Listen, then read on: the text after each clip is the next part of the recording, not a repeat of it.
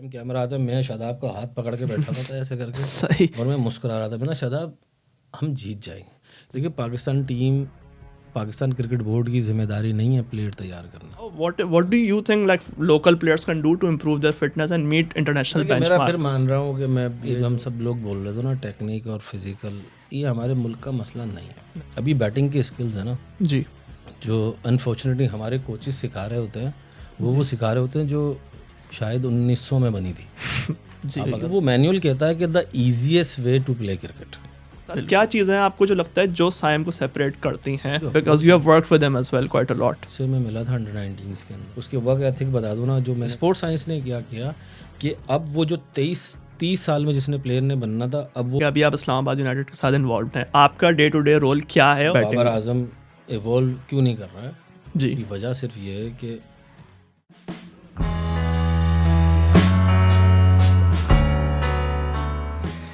अस्सलाम वालेकुम सबको, मैं खुश आमदीद कहूँगा स्लोबल पॉडकास्ट की चौथी एपिसोड में। हमारा आज प्रिविलेज है, ऑनर है कि हम लाइव एपिसोड कर रहे हैं। मेरी बड़ी ख्वाहिश थी एक गेस्ट को बुलाने की जो कि पाकिस्तान के करंटली परफॉर्मेंस कोच के नाम से जाने जाते हैं। वो कई क्रिकेटिंग अथॉरिटीज़ के साथ इन्वॉल्व हैं, कई पाकिस्तान के लीडिंग प्लेयर्स हैं उनके साथ इन्वॉल्व हैं, करंट स्क्वाड मेंबर्स के साथ भी इन्वॉल्व हैं, और वो कोशिश कर रहे हैं कि पाकिस्तान क्रिकेट की बेहतरी की तरफ क्रिकेट जाए। तो मैं इससे पहले कि ज़्यादा टाइम लूँ, मैं हनीफ मलिक साहब को खुश आमदीद कहने कहूँगा। अस्सलाम वालेकुम हनीफ साहब, कैसे हैं आप? कैसे बिल्कुल ठीक है, ठीक। बिल्कुल सर मैं ठीक हूँ। बस ये कि ताकि कुछ लोगों को और आइडिया हो जाए कि मैं किस के बारे में बात कर रहा हूँ। बहुत से लोग जानते ही हैं क्रिकेटिंग सर्कल्स में हनीफ सर को, लेकिन जो नहीं जानते उनको मैं बता दूं कि हनीफ सर का ताल्लुक़ हैदराबाद सिंध से है। उन्होंने अपने फ़र्स्ट क्लास करियर का आगाज़ 2001 में किया। 2001 से 10 के दरमियान 77 first class matches Hanif sir खेल चुके हैं as a wicket keeper batsman. 200 से ज़ायद उनके कैचेस हैं, 2000 रन हैं। 2010 में उन्होंने क्रिकेट को खैराबाद कहा और फिर वो क्रिकेटिंग कोचिंग रोल्स में आना शुरू उन्होंने किया। डोमेस्टिक टीम्स के साथ इन्वॉल्व रहे हैं, यूबीएल डिपार्टमेंट के साथ परफॉर्मेंस कोचिंग की, फिर पीसीबी के साथ under 19 fielding coach, assistant coach के कई रोल्स उनके रहे। इंटरनेशनल हाई परफॉर्मेंस सेंटर्स में भी, ऑस्ट्रेलिया में और अदर कंट्रीज़ में भी हनीफ सर का एक पार्ट रहा है। एंड मोस्ट इंटरेस्टिंगली करंटली जो एक लीग क्रिकेट है, पाकिस्तान सुपर लीग, जो हमारी एक प्रीमियर टूर्नामेंट है, उसमें हनीफ सर का मुल्तान सुल्तान के साथ उनका एक्सपीरियंस रहा है, कश्मीर प्रीमियर लीग में एक्सपीरियंस रहा है, and most importantly Islamabad United के वो करंटली परफॉर्मेंस कोच हैं। डिफेंडिंग चैंपियन इस्लामाबाद यूनाइटेड के ड्रेसिंग रूम का हिस्सा थे और 4 साल से वो इस्लामाबाद यूनाइटेड के साथ मुख्तलिफ रोल्स में इन्वॉल्व हैं। तो सर आपको कैसा लगता है अपनी सारी अचीवमेंट्स सुन के? अचीवमेंट तो देखिए बाय प्रोडक्ट होती है। ये जितनी भी अचीवमेंट हुए इसके बारे में मैंने सोचा नहीं था कि मैं इस लेवल तक जाके कोचिंग करूँगा। मेरी तो ख्वाहिश थी कि जब मैं क्रिकेट से रिटायर हुआ तो एक छोटी सी अच्छी सी जगह बनानी है, 2-3 क्रिकेट नेट्स हों और आने वाली जनरेशन को मैं क्रिकेट सिखा सकूं, वो चीज़ें कर सकूं जो मैं नहीं कर सका। यानी हमारे यहाँ जो लोग होते हैं वो टैलेंटेड भी होते हैं, वो सुपर फिट भी होते हैं। जो ज़्यादा प्रॉब्लम आती है यूथ के अंदर वो आती है कि उनकी लाइफस्टाइल और मेंटल कंडीशनिंग या मेंटल टफनेस उनकी इतनी अच्छी नहीं होती। तो मैंने सोचा था कि एक अच्छी सी जगह बनाऊँगा और वहाँ जाके नए बच्चों को सिखाऊंगा। लेकिन वो कहते हैं ना कि आप सिर्फ प्रोसेस पे स्टिक रहो, रिजल्ट्स जो होते हैं वो बाय प्रोडक्ट होते हैं। तो मेरे साथ भी यही हुआ, मैंने काम करता रहा। जैसे अभी आपने बताया रिटायरमेंट के बाद, क्योंकि मैं अर्ली रिटायर हो गया था, मुझे इंजरी हो गई थी, फिर एज भी मेरी उस तरह से हो गई थी कि मैं कम बैक भी करता था ना तो वो मेरा स्पार्क नहीं रहता जो मुझे स्पार्क चाहिए था। क्योंकि क्रिकेट मैंने ना तो पैसे के लिए ना फेम के लिए खेली, मुझे क्रिकेट खेलने में मज़ा आता था और अब मुझे क्रिकेट सिखाने में मज़ा आता है। तो उस मज़े के लिए मैं सब कुछ करता हूँ। तो साथ साथ यूबीएल के साथ काम कर रहा था, तो यूबीएल के साथ काम करने के साथ साथ ऐसा होता चला गया कि खुद ब खुद चीज़ें ग्रो होती चली गई। फिर 5 साल मैंने यूबीएल स्पोर्ट्स कॉम्प्लेक्स में काम किया। वहाँ एक फ़र्स्ट क्लास टीम थी, जो बहुत बड़ी टीम थी। यूनुस भाई कप्तान थे और सारे उस टाइम के करंट प्लेयर मौजूद थे। तो मैंने उन प्लेयर से बहुत सीखा, उस यूबीएल के एनवायरनमेंट से बहुत सीखा। क्योंकि कराची के अंदर यूबीएल क्रिकेट एकेडमी ऐसी एक क्रिकेट एकेडमी थी जो 1600 बच्चों को हैंडल करती थी। तो वो जो ग्रास रूट से मेरी लर्निंग हुई टू एलीट प्लेयर्स तक, तो उस 5 सालों ने मुझे बहुत तब्दील किया एज अ कोच। क्योंकि उससे पहले मैंने लेवल 2 इंग्लैंड से और ऑस्ट्रेलिया से कर लिए थे, तो मुझे सेंस तो थी कोचिंग करने की। लेकिन कहते हैं ना कि ये सर्टिफिकेशन और डिग्रीज़ ये आपको सिर्फ एक गो टू पास होता है to go for the ground और do work with the players. लेकिन जितने भी आप कोचिंग सीखते हो वो प्लेयर्स के साथ रह के, क्योंकि आपको जो कोच बनाता है वो प्लेयर कोच बनाता है। तो उसके बाद फिर इसी तरह सफ़र जारी रहा। तो फिर पाकिस्तान क्रिकेट बोर्ड का नया सेटअप आया। उस नए सेटअप के अंदर फिर मैंने पाकिस्तान क्रिकेट बोर्ड के लिए काम करना शुरू किया। तो पाकिस्तान क्रिकेट बोर्ड के अंदर काम करना शुरू किया। मैंने सिंध अंडर 19 का मैं असिस्टेंट कोच था और फर्स्ट 11 का मैं फील्डिंग कोच था। सही। तो उधर से फिर जर्नी शुरू हुई पीसीबी की, यानी ये कहते हैं ना कि एलीट जर्नी वहाँ से शुरू हुई। फिर मैंने पाकिस्तान अंडर 19 के साथ काम किया। फिर मैंने शाहीन की 4-5 टीम्स के साथ काम किया, यानी शाहीन के साथ मैं बैटिंग एंड फील्डिंग कोच था। पाकिस्तान अंडर 19 के साथ मैं असिस्टेंट कोच था। उसके बाद मैंने पाकिस्तान टीम के साथ काम किया एशियन गेम्स के अंदर। फिर पाकिस्तान टीम के कैंप्स लगते थे। तो जब हफीज़ भाई डायरेक्टर बने थे तो उन्होंने एक किक दी थी मुझे, इस तरह के उन्होंने रिकग्नाइज़ किया कि आपको मैं एडवांस बैटिंग स्किल कोच बना रहा हूँ ताकि आप हमारे प्लेयर्स के साथ काम करो। तो थोड़ा काम मैंने उनके साथ किया। फिर उसके बाद अभी पिछले 1 साल तक, क्योंकि मैंने बॉयज़ के अंदर इतना काम कर लिया था, क्योंकि जो मैं करना चाहता था, क्योंकि मैं चाहता था कि मैं बड़े high performance centre modern day की रिक्वायरमेंट के लिहाज से, यानी मॉडर्न डे की कोचिंग और नए टूल्स और जो नई टेक्नोलॉजी आई वो गेम्स में प्लेयर्स को देने के लिए, तो मुझे ज़रूरी थे कि मैं वुमेंस के साथ भी काम करूँ। तो पिछले 1 साल मैंने पाकिस्तान वुमेंस के साथ काम किया, पाकिस्तान अंडर 19 के साथ काम किया वुमेंस की। तो ये जो जर्नी इसी तरह से थी कि जैसे आपने बोला कि आपने इस तरह सब कुछ कैसे अचीव किया, वो अचीव होता चला गया। सही। मैं प्रोसेस में था तो वो बाय प्रोडक्ट थी, चीज़ें खुद ब खुद होती चली गई। सही। सर आपने बात की कि प्रोसेस में रहा और अल्टीमेटली प्लेयर ही एक हीरो है, उसको आप सिखा रहे हो कि यार ये करना है, और आप एक बैक सीट ले रहे हैं। हमारा क्रिकेटिंग एनवायरनमेंट कभी कभार ये होता है कि थोड़ा ओवर पावरिंग हो जाता है, बहुत रश में होते हैं हम। आपके अंदर मैंने एक डिमीनर में कामनेस देखी, एक पॉइस देखा, एक बैलेंस देखा, और मुझे लगता है कि अर्ली ईयर्स में पेरेंटिंग का उसमें एक पार्ट होता है। तो मुझे मतलब आप अपने अर्ली जर्नी के बारे में थोड़ा सा बताएं कि अर्ली ईयर्स जो थे आपके, कहाँ आप बड़े हुए, उसकी क्या इन्फ्लुएंस था, और कैसे आप इस ग्रोथ ओरिएंटेड माइंडसेट की तरफ आए कि यार अब मैं मेंटल स्किल्स पे काम करूंगा और अपनी ईगो को साइड पे कर दूंगा। देखिए, जहाँ जहाँ से मेरी जर्नी शुरू हुई ना, हैदराबाद के अंदर मैं एक कच्ची आबादी के अंदर रहते थे। सही। तो अर्ली स्टेज पे मेरे वालिद साहब का इंतकाल हो गया। मैं 5 साल का था तो मेरे वालिद साहब का इंतकाल हो गया। तो मेरी ये जो सेल्फ़ इस्टीम और सेल्फ़ डिपेंडेंट वाला जो सिनेरियो है ना, ये मेरी वालदा ने क्रिएट किया मेरे अंदर अर्ली स्टेज से, कि भाई आप सब, क्योंकि मेरे ख़ानदान वाले बहुत बड़े लोग थे। तो लेकिन मेरे वालिद साहब के इंतकाल होने के बाद उन्होंने कोई चांस नहीं लिया कि मेरे ख़ानदान वाले मेरे लिए कुछ करें।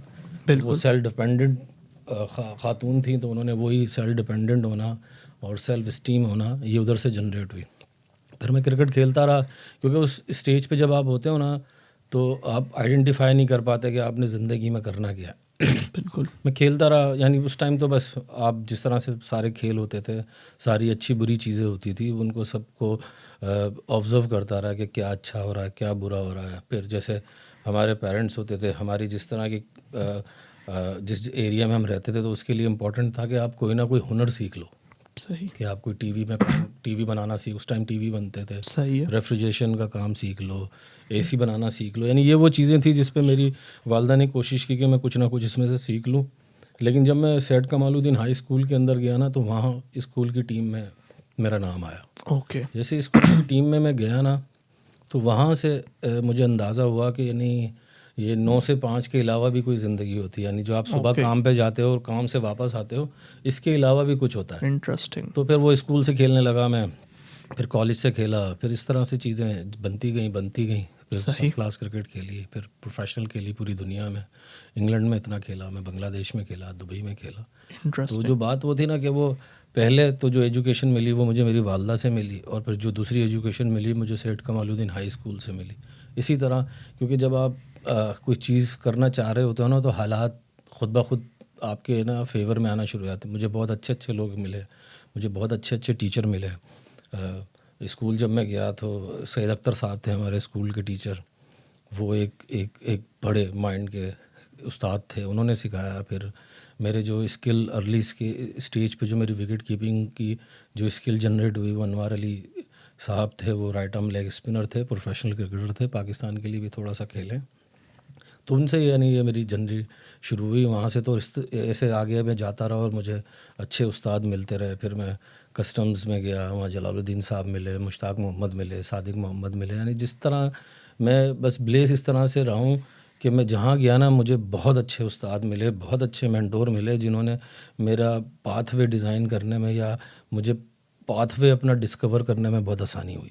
बिल्कुल। तो सर मतलब देखिए आपकी बातों से जैसे मुझे अंदाज़ा हो रहा है कि आपने अर्ली थोड़ी हार्डशिप भी देखी, फाइनेंशियल हार्डशिप भी होगी, सर्कमस्टांसेस की हार्डशिप भी होगी, अपॉर्चुनिटीज़ भी उतनी ज़्यादा एरिया में शायद ना हो। तो उस चीज़ को मतलब क्योंकि हम लोग हैं जैसे कई बार नौजवान होते हैं यार वो हिम्मत हार जाते हैं, अबे यार मेरा कुछ बनता नहीं है, अरे कुछ होता नहीं है, मेरा क्या सीन है।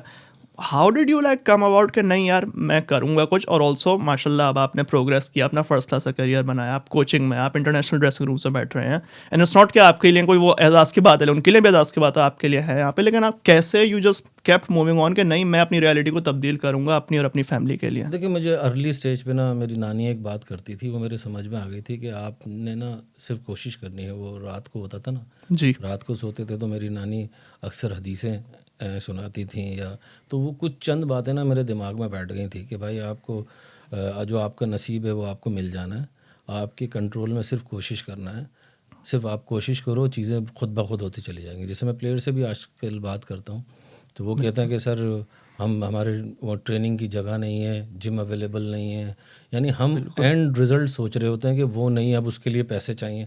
मेरा ये मानना होता है कि आप सोचो कि सिर्फ वो आपको चाहिए तो आपको कोई ऐसा दोस्त मिल जाएगा, कुछ अल्लाह पाक ऐसा बंदा भेज देगा। यानी हमारी जो चीज़ों की शिद्दत होती है ना, जैसे हम सोचते हैं ना मुझे इंग्लैंड जाना है तो यार मैं टिकट कैसे ख़रीदूँगा, आपने ये नहीं सोचना कि टिकट कैसे ख़रीद, आपने शिद्दत डेवलप करनी है कि मैंने इंग्लैंड जाना कैसे। तो वो खुद ब खुद हालात बनते चले जाते और चीज़ें होती चली जाती, क्योंकि हमें यकीन नहीं होता ना।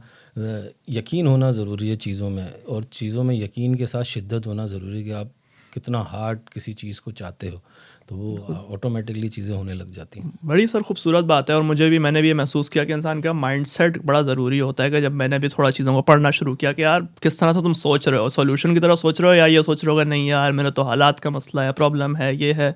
तो it's beautiful and I think you got that upbringing in your early years.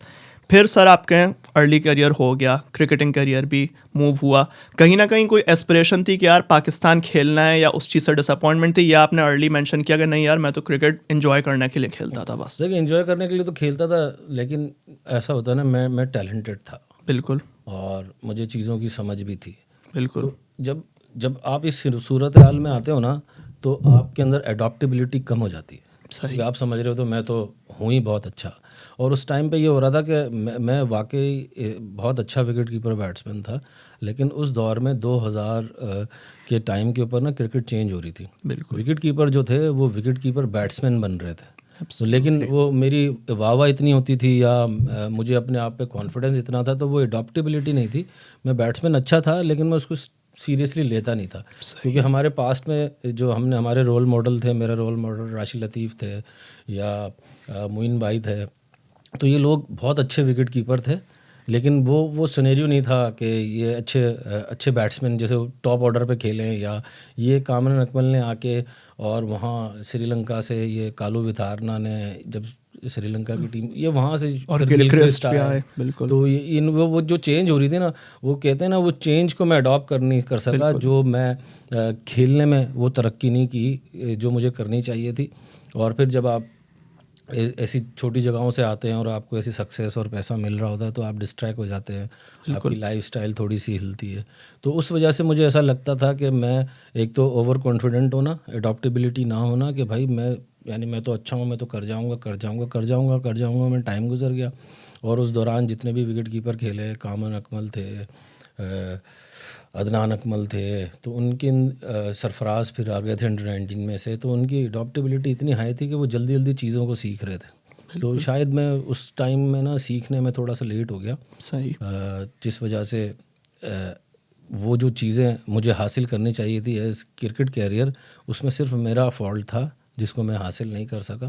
तो उन चीज़ों से जो सीखा ना, तो फिर मैंने अपने कोचिंग के अंदर ऐड की कि यार ये चीज़ें, क्योंकि उस कल्चर के अंदर, क्योंकि नई नई स्पोर्ट्स साइंसेस गेम के अंदर आ रही थी, सही है।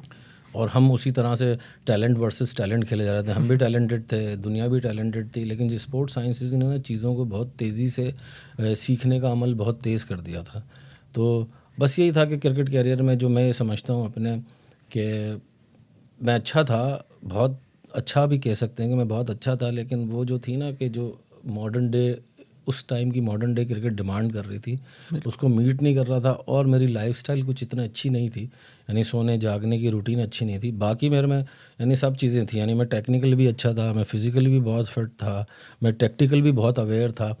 तो इन चीज़ों में कमांड लेने के बाद फिर भी अगर मैं कुछ हासिल नहीं कर सका, तो मैंने रियलाइज़ किया कि मेंटल कंडीशनिंग और लाइफ स्टाइल ऐसा पार्ट है जो होना बहुत ज़रूरी है। ये होगा तो वो आप कम टैलेंटेड भी होगे, कम फिट भी होगे, कम टैक्टिकफुल भी होगे, तो आप ज़िंदगी में ग्रो करोगे एज अ पर्सन। क्योंकि फिर मेरे समझ में आया कि आपने जो है ना अपने आप को भी एज अ करैक्टर डेवलप करना है, और जो आपके प्लेयर हो वो एक अच्छे इंसान और अच्छे करैक्टर बने। तो मेरा भी पहला काम होता है, जिस प्लेयर से मिलता हूँ मैं कोशिश करता हूँ मेजर करने की, ये किस तरह का इंसान है, क्या इसमें अडॉप्टेबिलिटी है, क्या ये एक अच्छा इंसान बनना चाहता है या सिर्फ क्रिकेट में हासिल करना चाहता है। क्योंकि जो टैलेंटेड लोग होते हैं ना, वो थोड़ी देर सफ़र करते हैं, लेकिन जिनके कैरेक्टर अच्छे होते हैं, जो अपने लोगों की इर्द गिर्द की रिस्पेक्ट करते हैं, क्योंकि हम टीम गेम खेलते हैं, हमारे पास बहुत सारे लोग होते हैं, ग्राउंड मैन है, बस का स्टाफ है, कोचिंग स्टाफ है, लॉजिस्टिक वाले हैं, यानी हम फिर टीम के प्लेयर हैं, फिर कोचिंग स्टाफ में सारे के सारे लोग हैं। अगर हमें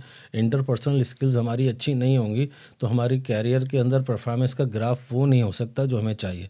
तो खेल के साथ साथ भी ये जो इंटरपर्सनल स्किल्स है और कैरेक्टर बिल्डिंग है, ये होना बहुत ज़रूरी है आपको एलीट लेवल पे जाने के लिए।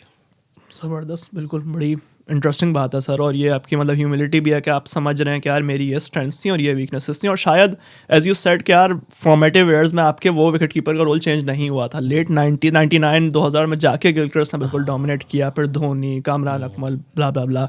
तो इट्स सुपर इंटरेस्टिंग। उसके बाद सर आपने अपने क्रिकेटिंग करियर को खैर बात का अब आए कोचिंग की दुनिया में।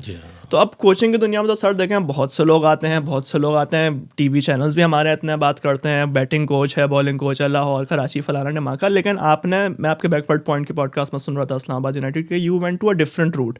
आपने एक सेल्फ डिज़ाइन करिकुलम रखा और कहा, जैसा भी आप ऑलरेडी कह रहे हो कि यार मैं कैरेक्टर बिल्डिंग पर फोकस करता हूँ, मेंटल स्किल्स फोकस करता हूँ। How did that move come about, and लोगों को थोड़ा सा अगर आप बताना चाहेंगे यार क्या है कोचिंग फिलोसफी आपकी, और कैसे डिज़ाइन किया आपने उस अर्ली ईयर्स में, व्हाट प्रॉम्प्टेड दैट? देखिए वही है ना, आप अब हमारा दीन भी ये कहता है और हमारी ह्यूमन नेचर भी ये कहती है कि आप जितने अच्छे इंसान होगे उतना ज़्यादा आप ना ग्रो करोगे। उसकी वजह ये है कि क्रिकेट ऐसा गेम है या कोई भी स्पोर्ट्स है ना, आप मुसलसल टॉप परफॉर्म नहीं कर सकते, उसमें वेव्स आती हैं। उस वेव्स को कंट्रोल करने, क्योंकि आप कभी परफॉर्म करोगे, कभी परफॉर्म नहीं करोगे। अगर आपका करैक्टर अच्छा है तो आप जब नहीं परफॉर्म करोगे ना, तो इर्द गिर्द के लोग आपको सपोर्ट करेंगे, अल्लाह आपको सपोर्ट करेगा। हमारे यहाँ नॉर्मली क्या होता है, जब हम परफॉर्म करते हैं तो इतना ऊंचा चले जाते हैं कि हमें कोई इंसान नहीं लग रहा होता। जब हमारा परफॉर्मेंस नहीं कर रहे तो हम पाँव पकड़ने पर आ जाते हैं, यानी तो जो सेल्फ स्टीम वाला पार्ट है ना, वो नहीं रहता। तो जब हम क्रिकेट खेलते थे ना, तो हमारे सीनियर्स या हमारे लोग आके हमें बोलते थे तुम ना मेंटली मजबूत नहीं हो। बिल्कुल, वो आके बोलते थे यार, यानी जो मोस्टली सवाल ने मुझे तंग किया ना, वो सवाल यही था कि यार आप मेंटली टफ नहीं हो। ये बोलते थे और चले जाते थे। बिल्कुल। अब उसका ना सोल्यूशन बताते थे ना कोई पाथ बताते थे। तो जैसे ही मैंने सोचा कि अब मेरे को कोचिंग, क्योंकि मेरी जो ग्रोथ हुई वो कस्टम क्रिकेट अकेडमी में हुई। कस्टम क्रिकेट अकेडमी ऐसी जगह थी जहाँ सबसे पहले पाकिस्तान के अंदर कोचिंग का सेटअप आया। जलालुद्दीन साहब वहाँ कोचिंग, क्योंकि 2001 में मैं लेवल 1 कर चुका था, यानी कैरियर के स्टार्ट में ही। यानी वो क्रिकेट कोचिंग का कल्चर पाकिस्तान में आ रहा था, और वो उस सेंटर से आ रहा था जिस सेंटर में मैं रहता था। यानी मैं रहता कराची हैदराबाद में था, लेकिन क्रिकेट खेलने के सिर्फ वीकेंड पे हैदराबाद जाता था और पूरा वीक में कराची रहता था, और वो कस्टम क्रिकेट अकेडमी में रहता था। तो बड़े बड़े कोचेज़ आते थे, बॉब विल्मर आ रहे हैं, मुश्ताक मोहम्मद आ रहे हैं, ये बड़े बड़े लोग उधर आते थे, उनकी गैदरिंग होती थी, मैं उनकी बातें सुनता था। तो मुझे कोचिंग स्किल और शायद टीचिंग स्किल एक बोलते ना, कि वो मेरे अंदर मौजूद थी। बिल्कुल। तो ये जो सवाल था ना, क्या मेंटली टफ नहीं हो, तो इस सवाल को मैं ढूंढने निकला। जैसी कोचिंग में आया, मैंने सोचा कि यार ये कैसे हो सकता है। तो मैंने गूगल उस्ताद का सहारा लिया, उनको मैंने मेंटोर बनाया 4-5 साल के लिए, गूगल उस्ताद को और यूट्यूब उस्ताद को। तो मैंने देखा कि दुनिया में ऐसे कौन से लोग हैं जो इस पैटर्न पे काम कर रहे हैं। तो वो अलग अलग स्पोर्ट्स के लोग मुझे मिले, NFL के लोग मिले, अमेरिकन फुटबॉल के लोग मिले, बास्केटबॉल के लोग मिले। फिर मैंने देखा क्रिकेट के अंदर, तो क्रिकेट के अंदर थे पैडी अपटन, जो उस टाइम इंडिया के लिए काम कर रहे थे गैरी क्लिस्टन के साथ। तो बस फिर मैं उनसे मैंने इंटरनेट पे उनको तंग करना शुरू किया, जैसे स्टॉक करते ना आप किसी को। सही है। तो मैं भी उनके पीछे पड़ गया ना, मैसेज दिन रात, मैसेज ईमेल ये करता रहा, लोगों को मैसेज पहुंचाता रहा। कभी दुबई में कोई है तो उसको बस इस तरह हुआ कि उनको मेरे ऊपर तरस आया। तो उन्होंने एक राजस्थान रॉयल के लिए एक कोचिंग का पार्ट जनरेट किया था, एक शॉर्ट कोर्स मेंटल कंडीशनिंग का। अच्छा। तो वो मैंने वहाँ से देखा और उसके बाद मैंने उनसे रब्ता हुआ तो उन्होंने मुझे, सर विलियम्स होते थे न्यूजीलैंड के अंदर, ओके। वो विलिंगटन कॉलेज है, तो उनका एक मेंटल टफनेस और मेंटल स्किल का कोर्स था। ओके। तो वो उन्होंने मुझे उससे लिंकअप कराया और मुझे बोला कि यार आप इससे राब्ते में आ जाओ। मैं उससे राब्ते में आया तो सर विलियम्स ने मेरे को पूरी क्रिकेट की mental toughness skill, mental skill कैसे डेवलप होती है, उन चीज़ों पे काम करने के लिए मुझे उन्होंने 2.5 साल का टाइम दिया कि ये आपके पास वर्कबुक है और आप प्रॉब्ली एक क्लब की टीम के साथ काम करो ताकि आपको उसको अंदाज़ा हो कि ये कैसे वर्क करता है। ओके। तो फिर वो बस मैं लकी था, जैसे कहा ना कि मैं लकी था, उस टाइम मैं यूबीएल में था। तो मसूद अनवर साहब हमारे हेड कोच थे, तो मैंने उन्हें कहा कि सर मैं ऐसा ऐसा कुछ करना चाहता हूँ, क्योंकि हमारे यहाँ जब वो उस टाइम पे क्या होता था, एक हेड कोच होता था, एक ट्रेनर होता था, ठीक है। तो बाकी जो रोल थे ना वो नहीं होते थे। सही। यानी मैं आपको 2011-12 की बात बता रहा हूँ। ओके। तो सही। ये नहीं कि बैटिंग कोच चाहिए, और हमारा डिपार्टमेंट उस टाइम इतना बड़ा भी नहीं था कि सारे कोचेस को रख सके, और वो कल्चर भी नहीं था। सही है। तो मैं मसूद अनवर साहब का शुक्रिया अदा करना चाहता हूँ कि उनको मैंने कहा कि सर ये मैं करना चाहता हूँ, और मैं फर्स्ट क्लास टीम का ट्रेनर और फील्डिंग कोच था। सही। तो उन्होंने बोला हाँ हाँ, जो तेरा दिल चाहता है वो खुल के कर। सही। तो हमारे पास उस टाइम टीम थी जो उस सेटअप की अंडरडॉग टीम थी, यानी वो सारे ऐसे यूबीएल ने वो लड़के लिए थे जो बाकी बड़े डिपार्टमेंट से फारिग हो चुके थे। ओके। तो वो उस दौरान वो जो हमने टीम बनाई, उस टीम पे मैंने फिर ये पूरा का पूरा मेंटल टफनेस का और टीम प्रोटोकॉल का काम किया। तो हम उस इवेंट, फर्स्ट क्लास इवेंट के फाइनल में पहुँचे। हमने बहुत अच्छी क्रिकेट खेली उस दौरान। तो वो मेरा पूरा जो कोर्स था ना, वो मैंने उस फर्स्ट क्लास टीम के साथ बनाया। फिर उसके बाद ये था कि आपने इंडिविजुअल प्लेयर्स के साथ काम करना है। तो मैंने ढूंढे ऐसे प्लेयर कौन है जो बस गिव अप करने वाले हैं। सही। मैंने 1-2 प्लेयर थे, एक फ़हीम होते थे, Fahim Ahmed left arm spinner, एक वकास एक लड़का होता था। तो मैंने उनके साथ काम करना शुरू किया, मैं देखूँ मैं इनको कहाँ तक ले जा सकता हूँ। तो उन लोगों ने भी टॉप किया, ग्रो किया। तो मुझे यकीन आने लग गया था कि अगर आप एक प्रोसेस में रहोगे और सही रास्ता डिज़ाइन करोगे तो प्लेयर में डेवलपमेंट हो सकती है। सही। फिर मैंने आपको बताया, फिर वो यूबीएल की एक बहुत बड़ी टीम बन गई थी। तो फिर चीज़ें चलती रहीं। सही। तो ये वजह थी कि उस टाइम पे जो, क्योंकि देखें कोई भी चीज़ जब दरियाफ्त होती है उसके लिए ज़रूरी होता है कि आप उसके बारे में क्वेश्चन करो कि ये होता कैसे। तो उस क्वेश्चन ने मुझे यहाँ तक ले आया। फिर जब मैं यूबीएल में काम करने लगा तो नदीम खान साहब हमारे डायरेक्टर थे और हमारे इंचार्ज थे यूबीएल के। तो मैंने कोई भी बात करता था कि यार मैंने बैटिंग में ऐसा किया है, तो वो बोलते थे भाई आपके पास क्या एविडेंस है। सही है। फिर मैं चला जाता था, मैं कहाँ से एविडेंस, मैं कैसे बताऊं कि मैंने किसी बैट्समैन के साथ काम किया है, उसमें ये फ़ायदा हुआ है, या मैं किसी फील्डर के साथ काम कर रहा हूँ। तो वो मुझे हर दफ़ा एक सवाल छोड़ देते थे मेरे दिमाग में, क्या एविडेंस है। तो फिर मैं स्मार्ट टूल्स की तरफ जाने का शुरू किया। फिर मैंने देखा कि उस टाइम पे स्टांस बी में एक प्रोडक्ट है, वो लॉन्च हो रही थी बैटिंग के लिए। ओके। तो मैंने फिर उनसे रब्ता किया। उस कंपनी से तो रब्ता हो नहीं पाया, तो कुछ मेरे प्लेयर्स इंग्लैंड खेलने आते थे। मैंने उनको इंग्लैंड में बोला यार ये एक प्रोडक्ट है, ये यहाँ से मिलती है, लेकर आओ ज़रा। अच्छा। वो लेकर आए। तो यानी 2019 में शायद वो मेरे पास प्रोडक्ट 18-19 में मेरे पास आ गई थी। सही। तो अभी नहीं उसमें कोई 6 लाख बॉल रिकॉर्ड्स हैं। मैंने दुनिया के जितने भी पाकिस्तान के प्लेयर्स मैंने काम किया है, या दुनिया के बड़े बड़े प्लेयर्स, कॉलिंग मनरो हो गया, फिल सॉल्ट हो गए, गुरबाज हो गए, यानी जितने भी उस टाइम में, और नीचे से छोटे से अंडर 13 प्लेयर्स तक का भी डेटा मेरे पास रिकॉर्ड है। तो उस डेटा ने मुझे इतनी हेल्प की समझने में कि आप चीज़ें कैसे वर्क करती हैं। सर, और उसमें मैं कतई कलामी अगर करूँ तो जो वो मेजर करती है वो चीज़, वो क्या मेजर कर रही है मैट्रिक्स से? टाइमिंग रेटिंग होती है, या शॉर्ट डिस्टेंस, या टेक्निकल बायोमैकेनिक्स, क्या है वो बायोमैकेनिकल भी कर रही होती है, लेकिन जो सबसे इम्पोर्टेंट पार्ट होता है ना उसके अंदर, वो होता है कि आपका जो बैट स्पीड और टाइम ऑफ इम्पैक्ट है, और एफिशिएंसी आप किस तरह से आ रही है। फिर बैड एंगल्स निकलना शुरू होते हैं, फिर बैट फेस निकलना शुरू होता है। जो मैं सबसे ज़्यादा उस पर काम करता हूँ वो बैट फेस पे काम करता हूँ कि प्लेयर का बैट फेस, क्योंकि आप नेकेड आई से और उससे आप गेज नहीं कर सकते, और वो भी आप सिर्फ अंदाज़ा लगा सकते हो यार ये ऐसा हो रहा है। लेकिन जब आपके पास एविडेंस आता है, तो फिर इसी दौरान जब ये चल रहा था ना काम, तो सर एलिस्टर मकाओ हैं, वो अमेरिका में होते हैं। तो उनकी एक बुक पढ़ी मैंने, 7 की ऑफ ग्रेट कोचेस। ओके, तो उसके अंदर ये था कि you know generation you work with.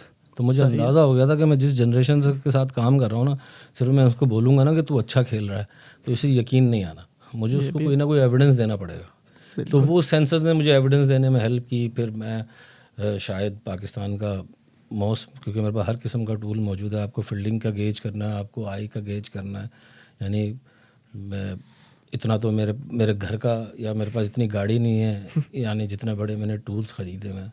तो यानी मेरा ऑब्जेक्टिव मैंने आपको बताया गेम था। तो हर किस्म का टूल मेरे पास मौजूद है जो भी दुनिया के अंदर अलग अलग खेलों में, सिर्फ क्रिकेट में नहीं, अलग अलग खेलों में इस्तेमाल होता है, ताकि पहले मुझे अंदाज़ा हो, फिर मैं प्लेयर को एविडेंस दे सकूं कि हम ऐसा ऐसा करेंगे तो ऐसा ऐसा होगा। क्योंकि मेरा तो मेन टारगेट ये यहाँ से शुरू नहीं होता कि एक प्लेयर अच्छा प्लेयर बन जाए या रन बनाने शुरू हो जाए। मेरा कोशिश होती है और पहली बात करने का भी मकसद यही होता है कि क्या आप एलीट लेवल पे जाना चाहते हो कि नहीं जाना चाहते। बिल्कुल। यानी जो मेरी बात शुरू होती है ना, ये नहीं होती कि आपने पाकिस्तान से खेलना है, PSL से खेलना है, डिस्ट्रिक्ट से खेलना है या कुछ, आप एलीट प्लेयर बनना चाहते हो कि नहीं बनना चाहते हो। फिर क्योंकि ऑब्वियसली सब यही बात करते हैं कि बनना चाहते हैं, तो फिर हम स्टैंडर्ड बनाते हैं, फिर बेंचमार्क सेट करते हैं।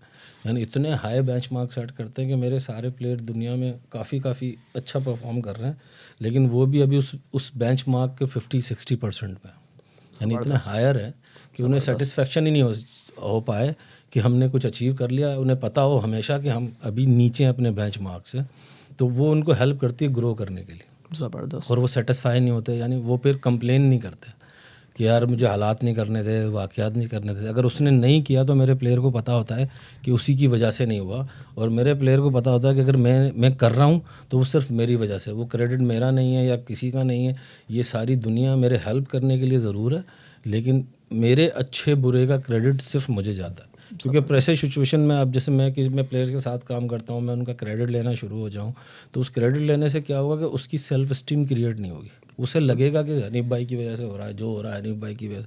अगर वो सोचने लग गया हनीफ भाई की वजह से हो रहा है, तो जब प्रोफेशनल इन्वायरमेंट के अंदर हाई प्रेशर सिचुएशन में उसने जाना है ना, तो उसका दिमाग काम नहीं करना है। तो दिमाग काम करने के लिए ज़रूरी है कि उसको अपने ऊपर यकीन हो, अपने ऊपर वो यकीन रखता हो और अपने प्रोसेस को वो और रखे और अपने ही लिहाज से उस डिफ़िकल्ट सिचुएशन में अपने लिए रास्ते निकाले। बिल्कुल ज़बरदस्त। नहीं, एब्सोल्युटली। और ये कि अगर मैं थोड़ा सा वो गीकी हो जाऊँ या नर्डी बात करूँ कि सर जैसा आप कह रहे हो कि मतलब बैट फेस भी आप मेजर कर रहे होते हैं, तो वो let's say for instance T20 में आजकल पावर हिटिंग 150-160 का स्ट्राइक रेट आपको चाहिए होता है, तो उसमें जो वो बैटिंग टूल्स हैं वो क्या, अगर जैसे आप बैटिंग फेस को बात कर रहे हो, तो क्या वो इसलिए है कि मैंने फील्ड को कैसे बाइसेक्ट करना है, या वो ये कि बैट ट्विस्ट तो नहीं हो रहा हाथ में, मतलब is it to increase range, distance, किस तरह की चीज़ों पे आप फोकस कर रहे होते हैं सिक्स हिटिंग इंप्रूव करने के लिए खिलाड़ियों की? देखिए, सबसे पहले मैं किसी को भी पावर हिटिंग जनरेट करता हूँ तो मैं कोशिश करता हूँ कि उसकी पोजीशनिंग क्रिएट हो।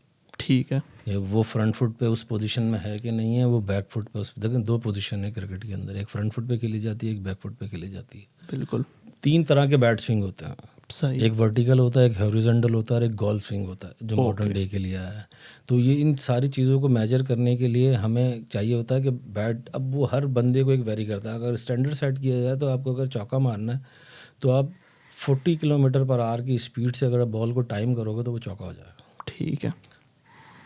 55 to 65 की स्पीड से अगर आप ऊंची हिट मारोगे बैट सही। स्पीड से, तो वो उसने छक्का हो जाना। सही। 45 डिग्री के एंगल से आप हिट मारोगे तो लॉन्गेस्ट डिस्टेंस उसने कवर करना है। बिल्कुल यानी ये कुछ चंद ऐसी चीज़ें हैं, लेकिन हर प्लेयर का डेटा एक अलग किस्म का निकलता है। सही। तो वो क्या होता है कि आप जनरलाइज नहीं, ये जनरलाइज डिस्कशन है जो मैंने आपको बताया कि इतनी बैट स्पीड हो, इतनी टाइम ऑफ स्पीड हो, इतना पावर फैक्टर हो। यानी अगर आपका पावर फैक्टर, न्यूटन पावर आपकी 500 के अंडर आ रही है तो वो चौका हो जाएगा। सही। कहने का मतलब अगर फील्डर कोई हाथ ना डाले तो इतनी स्पीड होती है उसकी कि चौका हो जाएगा। तो अब हमें ये अंदाज़ा होता है कि एक प्लेयर के साथ काम कर रहा हूँ मैं, तो इसकी बैट स्पीड कितनी है, एवरेज बैट स्पीड कितनी निकल रही है। यानी अब फिर एवरेज के बाद अब मुझे एक अंदाज़ा होता है यार इसकी 43 एवरेज निकल रही है। अब मैं उसके साथ काम कर रहा हूँ तो मैं 15 दिन के बाद फिर मेजर करता हूँ तो उसकी 53 हो चुकी होती है।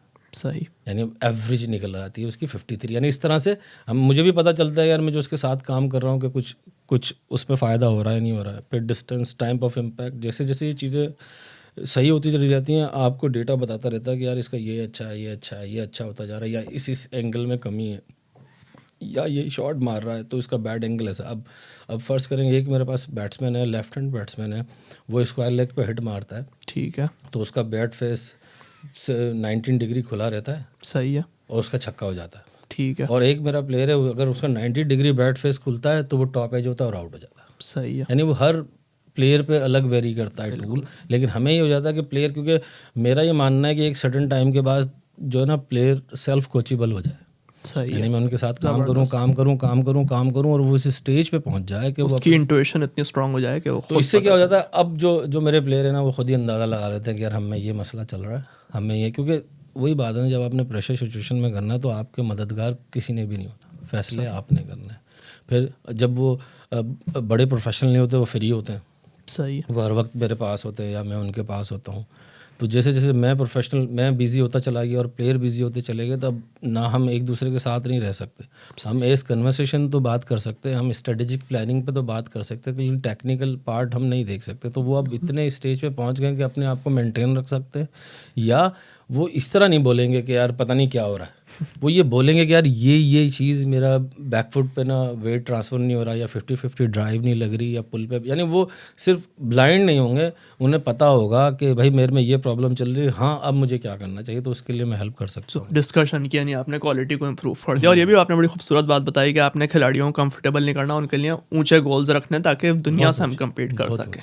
तो ये बिल्कुल ज़बरदस्त बात है सर, क्योंकि हमें गैप भी कभी कभार फील जैसा हो रहा होता है कि यार हमारा खिलाड़ी अच्छा कर रहा है लेकिन दुनिया में तो अब इस वक्त ये नंबर्स आ रहे हैं। तो उस पर अगला सवाल ये था, जस्ट कोचिंग को अगर मैं एक्सटेंड करूँ कुछ लोगों को समझाने के लिए कि अभी आप इस्लामाबाद यूनाइटेड के साथ इन्वॉल्व हैं, एक प्रोसेस है 2-3 साल का, एक आध साल अच्छा नहीं गया यूनाइटेड के लिए, लेकिन लास्ट ईयर दे वर ब्रिलियंट डिफेंडिंग चैंपियन इस वक्त, और बड़ा मज़ा आया उनकी क्वालिटी और ब्रांड ऑफ क्रिकेट देख के, और आई थिंक उनकी मैनेजमेंट को भी क्रेडिट जाता है। लेकिन सर को आपसे अगर पूछे कि आपका डे टू डे रोल क्या है, और क्योंकि एक मुश्किल काम है ना कि एकदम PSLI एक हल्ला हुआ 40-50 दिन में सब कुछ ख़त्म हो गया, but what is your role exactly in that kind of a scenario once you go in there इंशाल्लाह next month or couple of months in? देखिए, मेरा जैसे सीज़न शुरू होने से पहले जैसे ड्राफ्ट ख़त्म होता है ना, ड्राफ्ट ख़त्म होते ही मेरा काम शुरू हो जाता है। ठीक है, जैसे हमने ये अभी नवाज़ एक नया प्लेयर लिया है, बिल्कुल मोहम्मद नवाज, बिल्कुल और पिछले सीज़न में आप देखेंगे हमने इस सीज़न में साद मसूद को लिया है नया, ठीक है, जो नए लेग स्पिन ऑलराउंडर है। और जो हमारे पुराने प्लेयर हैं उनके साथ मैं राब्ते में रहता हूँ, कोई कहाँ खेल रहा है, कोई कहाँ, किसी को कोई टेक्निकल मसला होता है, कोई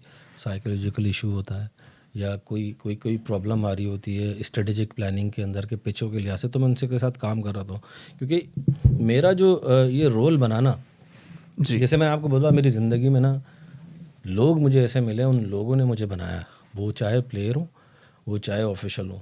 सही तो है, यानी हनीफ मलिक को हनीफ मलिक बनाने में ना रेहानुल हक का बहुत बड़ा हाथ है। ज़बरदस्त, यानी उसने मुझे बताया कि हनीफ भाई आप ये हो, आप तो कितने अच्छे बैटिंग कोच हो सही है, यार, आप में तो ये क्वालिटी, यानी जो इंट्रोड्यूस कराया ना मुझे मार्केट में। देखिए, मैं 2011 से कोचिंग कर रहा हूँ, सही है, लोग मुझे जानते हैं कि यार हार्ड वर्कर भी है, ये भी है, वो भी, इस तरह से जानते थे। बिल्कुल। अनफॉर्चुनेट बात है, लेकिन कितने लोकल कोच हैं तो उसमें ही होता होगा हाँ है एक हाँ, है, कोच, बस ये भी एक है। कोच है। लेकिन जिस तरह से रेहान सरदार ने मुझे प्रेजेंट किया ना पाकिस्तान क्रिकेट, यानी PSL के अंदर पहले, और उसके बाद जो उन्होंने पाकिस्तान क्रिकेट बोर्ड में मुझे प्रेजेंट किया, बिल्कुल तो जैसे मैंने आपको अभी बताया कि मेरे ज़िंदगी में ना लोग बहुत अच्छे मिलते रहे, सही है, तो उन्होंने मुझे जब बोला ना कि यार तुम में तो ये क्वालिटी है, तो मेरा तो बस यही काम है कि अगर मुझे कुछ पता चल जाए तो मैं उसके पीछे लग जाता हूँ, उसके डेड एंड पे जाता हूँ कि यहाँ से कैसे हो सकता है।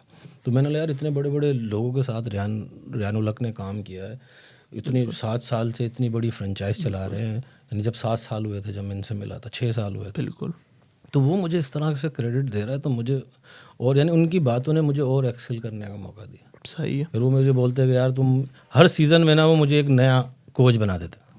यानी पहले सीज़न में उन्होंने मुझे बोला ख़त्म होने के बाद कि यार आप बहुत बड़े बैटिंग कोच हो, यानी बहुत अच्छे बैटिंग कोच हो, बड़े तो नहीं बोल सकते, यानी उन्होंने कहा बहुत अच्छे बैटिंग कोच। सही है, फिर अगले सीज़न में उन्होंने बोला कि यार आपके पास कमांड है कि आप लोगों को साइकोलॉजिकल तौर पे और मॉडर्न डे क्रिकेट की स्किल्स जो होती है ना वो आप दे सकते हैं। देखें, जो हमारी अभी बैटिंग की स्किल्स है ना, जी, जो अनफॉर्चुनेटली हमारे कोचेस सिखा रहे होते हैं, वो सिखा रहे होते हैं जो शायद 1900 में बनी थी। जी, आप अगर मैनुअल देखेंगे ना, वो एक ही मैनुअल बना है हमारा, बिल्कुल और वो आज तक वही है। तो वो मैनुअल कहता है कि the easiest way to play cricket, बिल्कुल। Not only way to play. Okay. यानी आपको एक मैनुअल मिलता है भाई, Interesting. अब हाँ आप गाड़ी चलाते हो और मैं भी गाड़ी चलाता हूँ, हम दोनों के चलाने का तरीका अलग है, यानी टेक्निक अलग है, बिल्कुल। लेकिन आउटकम सेम है।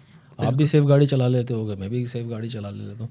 तो मेरा जैसे ही उन्होंने बोला ना, तो फिर मैंने मॉडर्न डे की बैटिंग स्किल्स जनरेट की ज़बरदस्त। किया, क्योंकि जो वो स्किल बताई गई थी ना, वो ड्यूक के बॉल, अनप्रिपेयर पिचेस, फिर with the reverse swing, with the tampering of the ball के साथ आपको स्किल, और स्पिनर्स इतने अच्छे होते थे हमारे उस पुराने दौर के, क्योंकि पिच और बॉल सपोर्ट कर रही होती थी और स्किल भी बड़ी थी। अब ना तो स्पिन हो रही है, बिल्कुल। ना वो रिवर्सिंग हो रही है, बिल्कुल। पिचेस बहुत अच्छी हैं, बिल्कुल। फ्लैट सीमेंट पिचेस मिल रही हैं आपको, तो उसके लिए बैटिंग का तरीका और बैटिंग के फंडामेंटल भी चेंज है।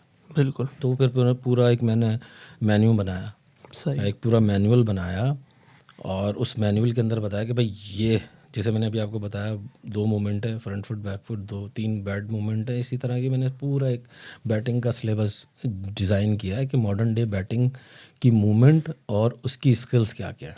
सही। फिर इसी दौरान जब मैं काम कर रहा था, तो रेहान उल हक ने मुझे बोला कि यार आप कुछ ऐसा करो कि ये जो आप काम करते हो ना, ये सब लोगों में जा सके। ठीक है। भाई आप अकेले कितने लोगों के साथ काम, बिल्कुल। कुछ ऐसी चीज़ बनाओ। तो फिर पिछले मैं 1.5 साल से 2 साल से उसको बनाने में लगा हूँ। मैंने एक स्किल मैट्रिक्स कोच का एक नया पार्ट बनाया, ज़बरदस्त। जिससे लेवल 1, लेवल 2, लेवल 3 से कोई गर्ज नहीं है।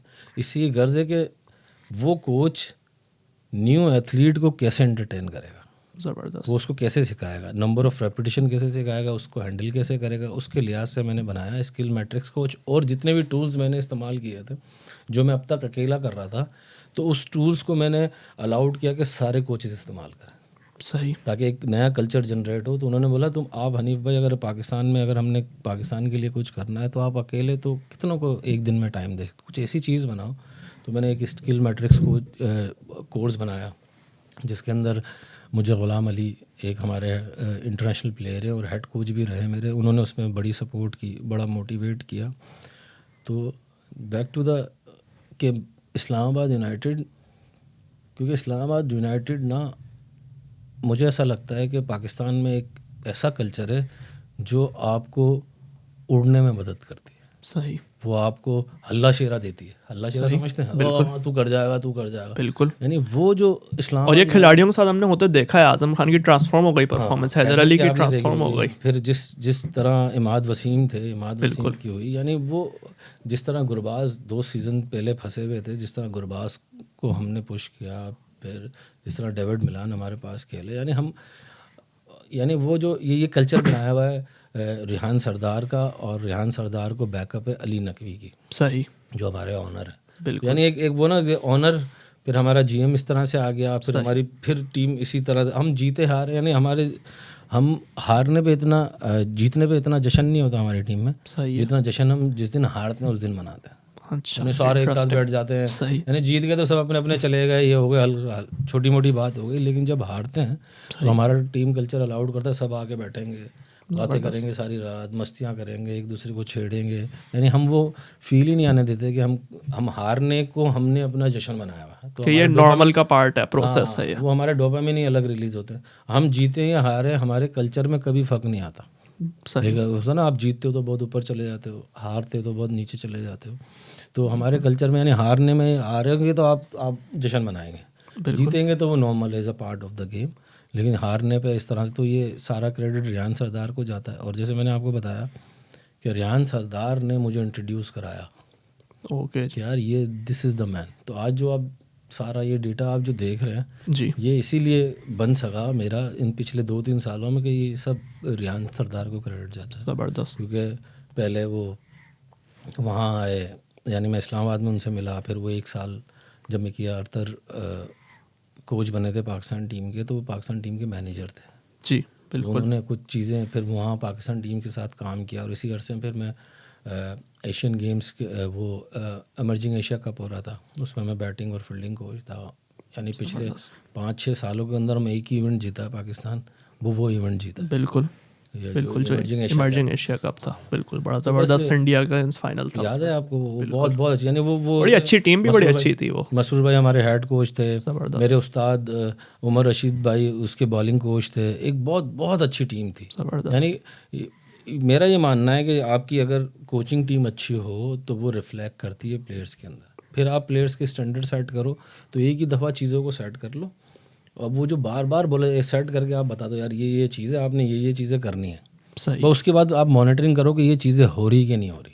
सही तो आपकी टीम ना ऑटोमेटिक टीम कल्चर बनता चला जाता है और आप ग्रो करते चले जाते बिल्कुल।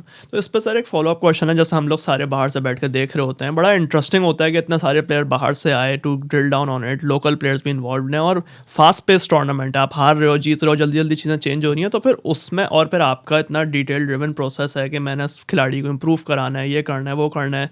मैच के बीच में या मैचेस के बीच में हफ्ते में तो आप नहीं बता सकते ना कि यार अब तुम ये चीज़ बदल लो या ये कर लो, लेकिन क्या मतलब आपकी इन्वॉल्वमेंट क्या होती है उसमें, and that's just me assuming, आपका रोल क्या होता है प्लेयर्स के साथ कि मैंने चीज़ों को कैसे अच्छा करना है बुरा करना है, मतलब देखिए, मैं ये समझता हूँ कि हमने मिथ बनाई हुई है कि आपको ना किसी को सिखाने के लिए एक अलग से इन्वायरमेंट चाहिए होता है। अच्छा अगर आपको अभी कहीं का रास्ता पूछना है, मैंने अभी यहाँ आपसे आने से पहले आपसे रास्ता पूछा, बिल्कुल। आपने क्या बोला यूँ आएंगे राइट आएंगे, लेकिन थोड़ी सी मुश्किल होगी, आपको यूँ करके आप ऐसे आ जाएंगे। ठीक है। तो ये प्लेयर्स के साथ भी, तो क्योंकि वो प्लेयर वो नहीं है जो अंडर एज क्रिकेटर्स हैं। सही ये वो जितने भी पीएसएल में हमारे साथ लोग खेलते हैं, ये एक एलीट प्लेयर्स हैं। बस इन्हें राइट जो इनकी ट्विकिंग करनी होती है, जो इनके डाउट्स क्रिएट होते हैं, क्योंकि स्पोर्ट्स के अंदर ना सबसे ज़्यादा इंसान किसी भी एथलीट को जो चीज़ नुकसान पहुंचाती है ना, वो सेल्फ डाउट कराता है। बिल्कुल। और वो आता ही आता है। जैसे मैंने आपको बताया, कभी भी हम एक जैसा नहीं खेल सकते। अगर रोजर फेडरर जैसा कह रहा है कि मैं 33% सक्सेस मिली है मुझे, तो बाकियों के तो वो इंडिविजुअल गेम में बात हो रही है टेनिस। बिल्कुल। तो ये टीम गेम है, क्रिकेट तो टीम गेम है, यानी इसमें तो और परसेंटेज और नीचे जाएगी, क्योंकि एक ही बैट्समैन हर मैच में तो 100 नहीं बना सकता ना। 6 बैट्समैन खेल रहे हैं, उनमें 5 की जिम्मेदारी है रन बनाना। तो कभी एक बैट्समैन बनाएगा, कभी दूसरा बनाएगा। अगर एक ही बैट्समैन बनाता चला जाएगा तो बाकी तो टीम में क्यों है। बिल्कुल। तो मेरा ये जो मिथ है ना, ये मैंने मिथ तोड़ने की कोशिश की। अगर आप आगा सलमान का इंटरव्यू सुनेंगे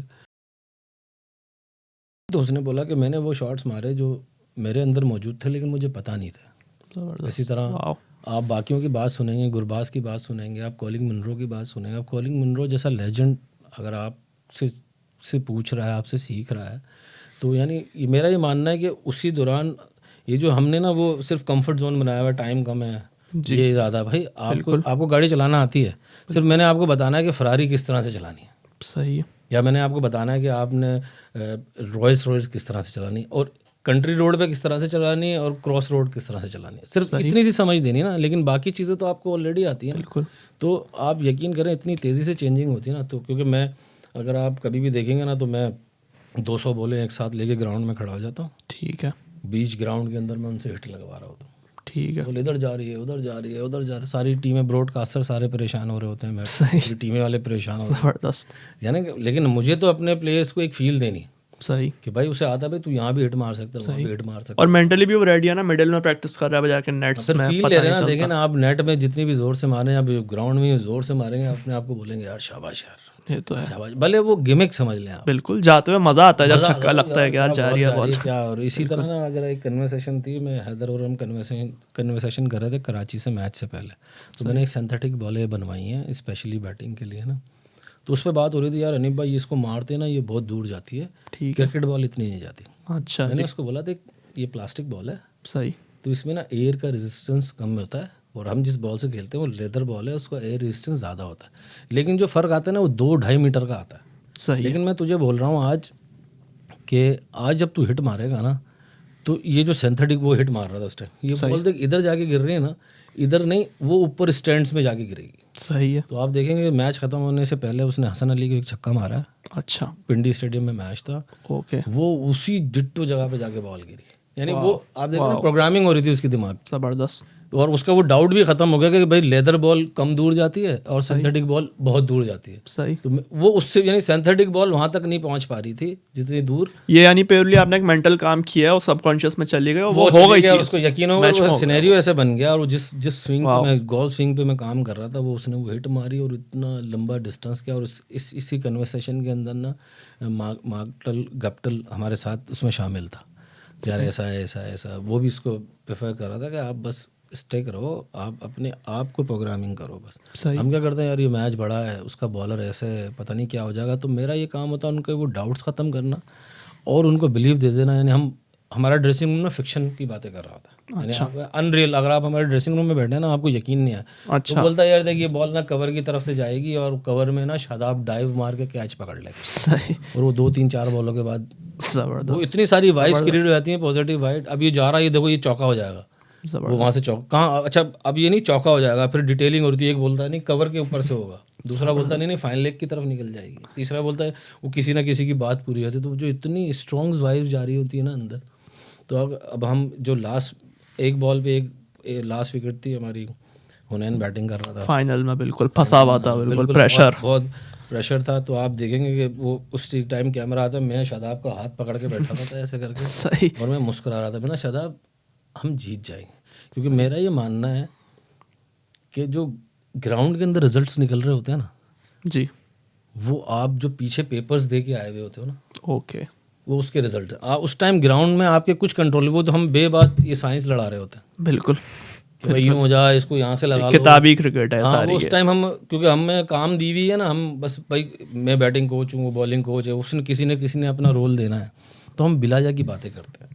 मेरा ये मानना है जो बाउंड्री के बाहर हम कर चुके होते हैं ना, उसका रिजल्ट आता है। यानी जो मैच है, जैसे आप स्टूडेंट के लिहाज से आपने पेपर दे के आ गए, अब आप दे आए जो भी देना था आपको, बिल्कुल। अब हम सोचेंगे रिजल्ट्स चेंज हो जाए, वो रिजल्ट चेंज नहीं हो सकते, ये रिजल्ट्स बाय प्रोडक्ट है। तो जो रिजल्ट्स आ रहे होते हैं ना, आप मुझे कभी भी ग्राउंड में देखेंगे ना, मैं कभी भी एक्साइटेड नहीं होता, क्योंकि मुझे या तो पता होता है कि हम बहुत बुरा करेंगे, या मुझे पता होता है हम बहुत अच्छा करेंगे। सही। वो इसलिए पता होता है उसकी पास्ट प्रिपरेशन से, लोगों के माइंडसेट से, लोग जिस तरह से बात कर रहे हैं, प्लेयर एक दूसरे को सपोर्ट कर रहे हैं, अगर सपोर्ट करें तो डेफिनेटली अच्छे रिजल्ट आएंगे। सही। अगर हम टीम के लिए अच्छा सोच रहे हैं तो डेफिनेटली अच्छे रिजल्ट्स आएंगे। अगर मुझे लगता है यार हमारी टीम अच्छी नहीं चल रही, इनका बॉडी लैंग्वेज भी लो है, तो मुझे पहले से पता होता है कि आज ग्राउंड में कुछ अच्छा नहीं होने वाला। तो यानी 99% ऐसा होता है कि मुझे ग्राउंड के अंदर जो हो रहा होता है ना, यानी कभी कभार कुछ चीज़ ऐसी नज़र आ जाए जिसको मैं एडजस्ट करा सकता हूँ तो कराता हूँ, वरना मेरा ये मानना है कि जो ग्राउंड में होना है वो आपने पहले पेपर दे चुके हैं। यानी पेपर आपकी प्रिपरेशन, उस पिछला माइंडसेट, आपकी स्ट्रेटेजिक प्लानिंग जो आप टीम के लिहाज से करके आए, वो सब कुछ आप बाहर करके आओ, उसका रिजल्ट है। अभी आप सिर्फ बैठ के देखो कि हो क्या रहा है, यानी आपने फिल्म पूरी बना दी है, अब उसका प्रीमियर देख रहे हो कि आज ये लोगों को कैसी लगती है। तो ये सारा दैट्स सुपर इंटरेस्टिंग, क्योंकि मतलब power of your subconscious mind कहेंगे कि उन चीज़ों को डालना। और ये चीज़ आपकी इंटरेस्टिंग, आपने सही बात कही कि वो बहुत लेट होता है मैच के दिन पे हम सोचेंगे यार आज हम ये करेंगे तो ये होगा, वो तैयारी पहले से उसकी होती है। इसमें इंटरेस्टिंग एक पॉइंट ये था कि आपने हैदर अली का नाम लिया। अगर मैं अपनी पर्सनल बात करूँ, प्योर या बायस है ना, मेरा कोई एसोसिएशन नहीं है, हम तो सिर्फ देख रहे होते हैं क्रिकेट को, लेकिन हैदर अली एक ऐसे खिलाड़ी हैं, अंडर 19 लेवल पर उन्होंने परफॉर्म किया, दुनिया में ग्लोबली उन्होंने रन चार्ट्स को टॉप किया, डेब्यू पाए 50 की पाकिस्तान के लिए इंग्लैंड के अगेंस्ट। फिर थोड़ा अच्छा नहीं गया, 25-30 मैच उनके अच्छे नहीं गए, but still last year national T20 में उन्होंने 18 छक्के मारे हैं, मोस्ट फॉर एनीवन। फिर इस्लामाबाद यूनाइटेड के टाइटल विनिंग एक्ट में उनकी कई इंपॉर्टेंट परफॉर्मेंस, पाकिस्तान में होता है ऐसे कम प्लेयर हैं चारों तरफ छक्के मार सकें। उसमें मतलब क्या वजह, और अनफॉर्चुनेटली वो उस वक्त इंजर्ड हो गए, शायद वो उस वक्त पाकिस्तान टीम का हिस्सा भी होते, लेकिन क्या चीज़ है जो आपको लगता है यार हैदर अली और कर लेगा, वो पाकिस्तान खेल जाएगा? मेरी ख्वाहिश होती है यार ये तो 3 फॉर्मेट का प्लेयर है, अगर जितना अच्छा हैदर अली प्लेयर, इतनी अच्छी बॉल मारता है वो, आप एग्री करेंगे? आप ही क्या सोचा है हैदर अली को लेके, क्या प्लान्स उसके लिए हैं? हैदर अली को जो मिल रहा है ना, हैदर अली उतनी ही कोशिश कर रहा है। सही है। समझ रहे? आपने बोला अभी डोमेस्टिक में इसने रन बना दिए, जी PSL में रन बना दिए, बिल्कुल छक्के मार रहा है, तो जो उसकी प्रिपरेशन है ना वो इतनी है। सही है। अगर इससे आगे जाना है ना तो उससे ज़्यादा एफर्ट करनी पड़ेगी, ओके और स्ट्रक्चरल ट्रेनिंग करनी पड़ेगी। अभी हम करते हैं मूड पे, सही है। आज मैं बैटिंग करने गया हूँ, आज मैं बैकफुट पे शॉट्स खेलूँगा, सही। अगले दिन गया हूँ आज मैं कट मारूँगा। भाई हमें पता नहीं होता कि अगले 6 महीने हमने क्या स्ट्रक्चर है हमारा। सही है। जो हैदर अली को भी करने की ज़रूरत है, जो मैंने पिछली दफ़ा भी उससे बात की थी, और अब स्ट्रांगली मैं उससे बात करूँगा कि आपको पता होगा अगले 6 महीने आपकी FTP क्या है, आपके फ्यूचर प्लान्स क्या है, फ्यूचर प्रिपरेशन क्या है आपकी। सही। यानी अभी आपको पता होता है ना जब आपकी फ्यूचर प्रिपरेशन क्या है, तो आप प्रेजेंट मोमेंट में रहते हो। सही है। सही है, आपको पता है यार मेरे को आज मेरी बैटिंग, आज मैंने अच्छा किया है मैच में, लेकिन आज मेरा प्रोसेस ये है कि आज मैंने front foot defence, back foot defence खेलना है, आज मेरी कट की प्रैक्टिस है, आज मेरे को कार्डियो पे काम करना है, आज मेरी स्ट्रेंथ पे काम होगा, आज मेरी फ्लेक्सिबिलिटी पे काम होगा, आज मैं फील्डिंग में डाइवों पे काम करूँगा।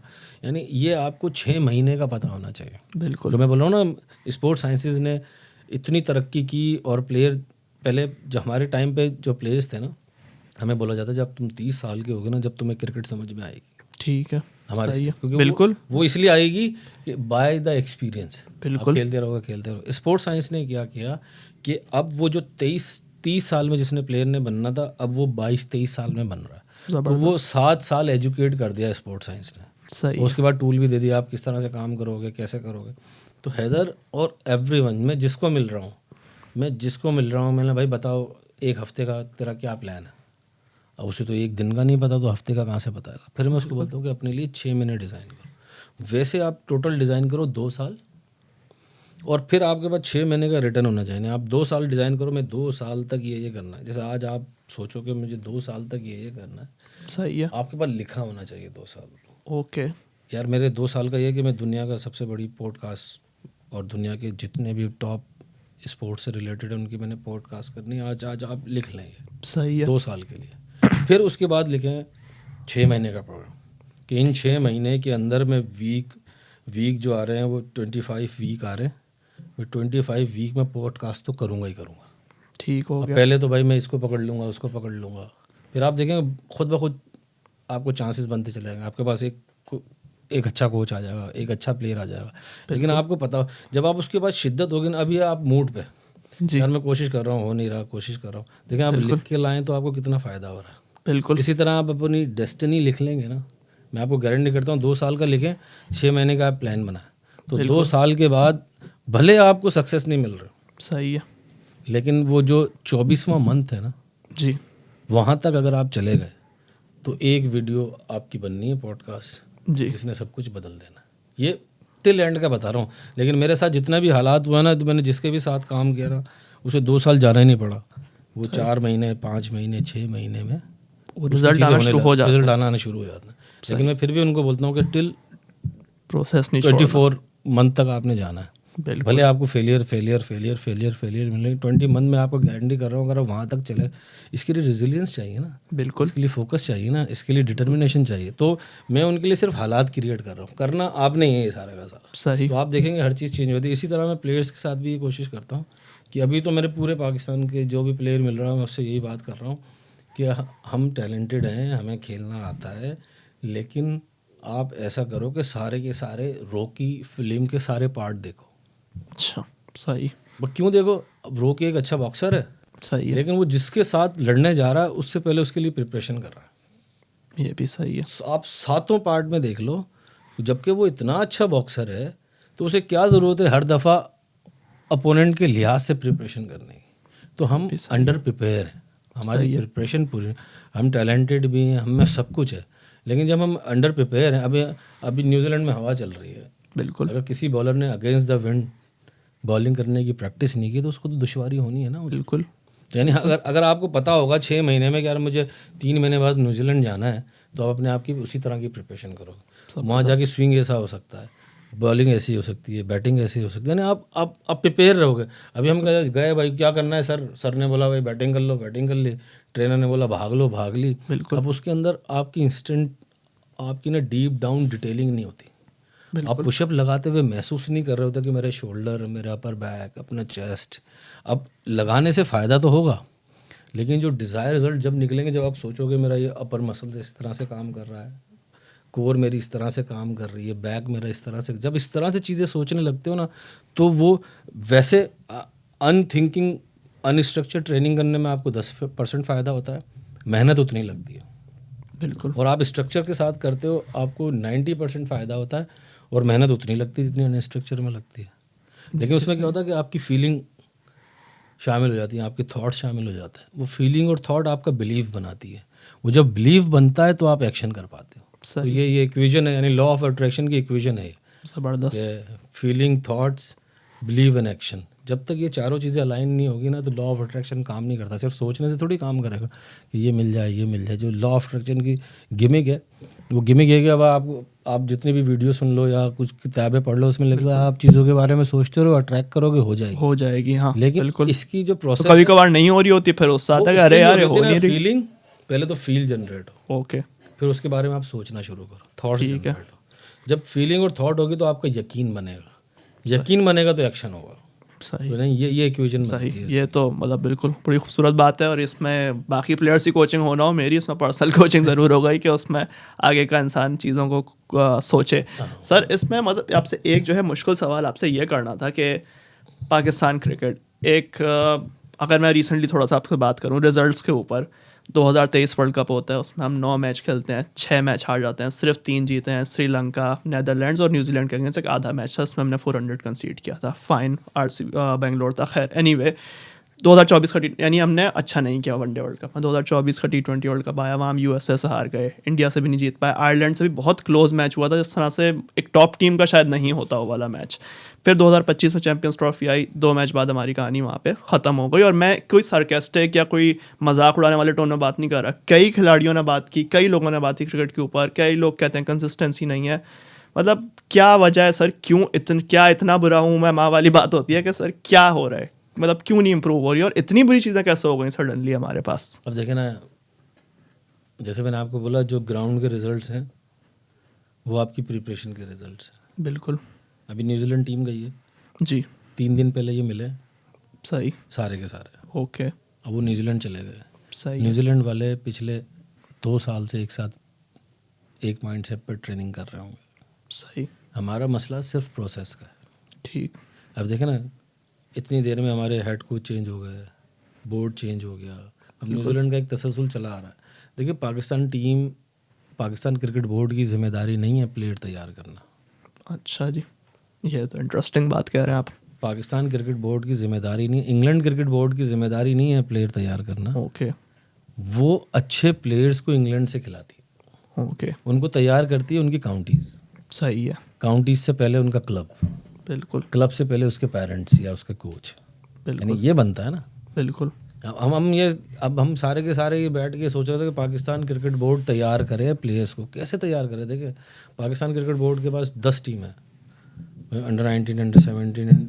अब पाकिस्तान क्रिकेट बोर्ड का क्या काम है कि वो कराची का प्लेयर, लाहौर का प्लेयर, पेशावर का प्लेयर, एबटाबाद के जो अच्छे प्लेयर हैं उनको लाएगा और उनको मैच खिला देगा पाकिस्तान से। बिल्कुल प्लेयर की तैयारी होने की रिस्पॉन्सिबिलिटी सबसे पहले अगर नीचे से शुरू करें, उसकी अपनी, फिर उसकी एसोसिएशन की।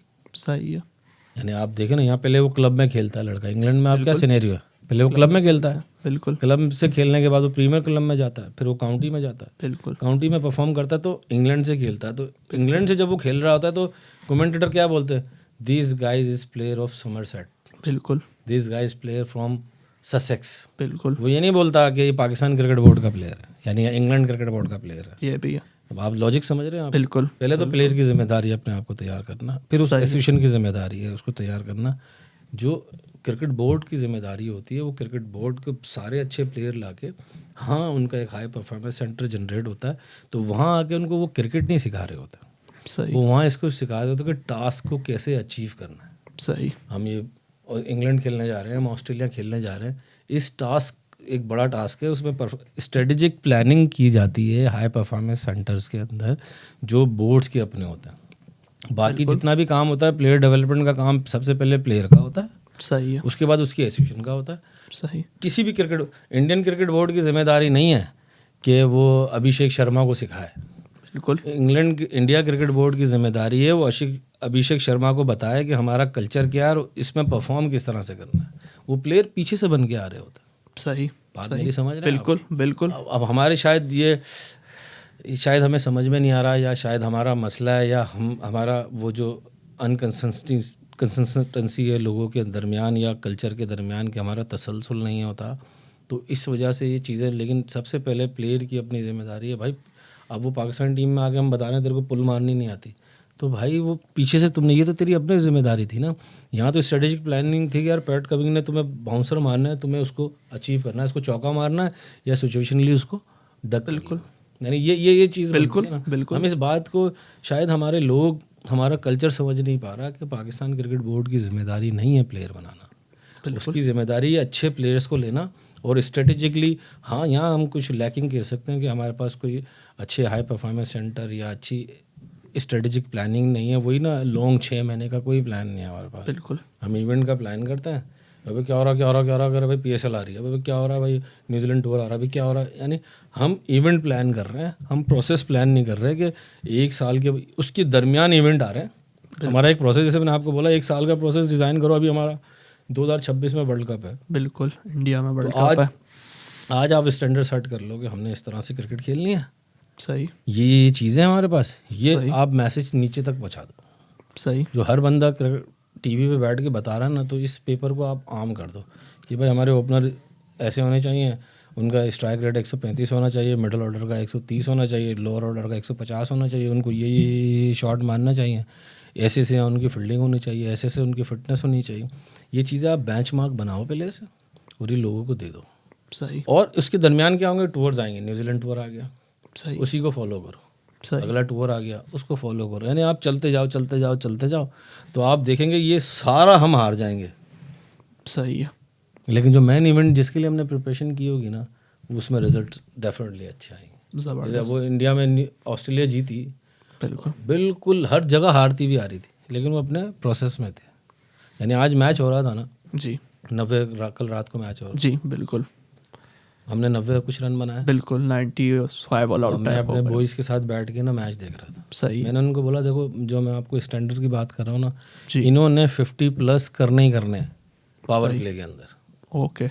अब वो अच्छा खेलें, उतर के खेलें, बुरा खेलें, यानी इनका माइंडसेट अब वो नहीं कि कवर ड्राइव मारें या पुल मारें, उन्होंने 55+ बनाना है। पहला ओवर मेडन हो गया, शायद 1 रन बने। सही। दूसरे ओवर में भी रन नहीं बने। तीसरे ओवर में भी कुछ 12 रन थे 3-4 ओवर के अंदर।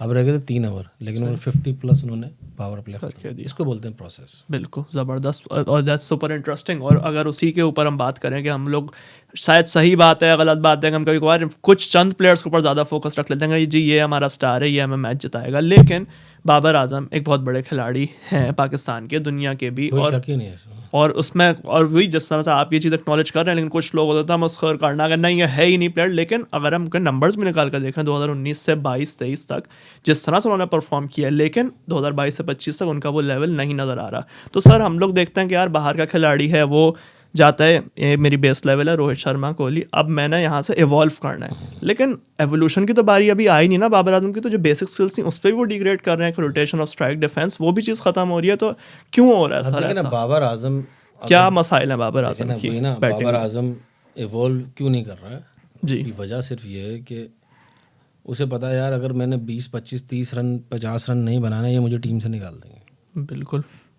अच्छा रियलिटी जो निकाल दिया उन्होंने, यानी बिल्कुल निकाल दिया ना। यानी इवॉल्व करने के लिए पहले आपको सिक्योरिटी चाहिए होती। सही। कि यार आप सिक्योर महसूस करो। अब जैसे हमारे अगर बाबर आजम जैसा बैट्समैन सिक्योर नहीं है, तो जो बाकी लाइन है तो उनका अंदाज़ा लगा लें आप किस माइंडसेट से खेल रहे हो। तो हम सर्वाइवल में, पहले भी हर ब्रॉडकास्ट में बोलता हूँ कि हमारे जितने भी क्रिकेटर हैं ना, वो सर्वाइवल मूड में खेलते हैं। सही। वो डोमिनेट मूड में जा ही नहीं सकते हैं।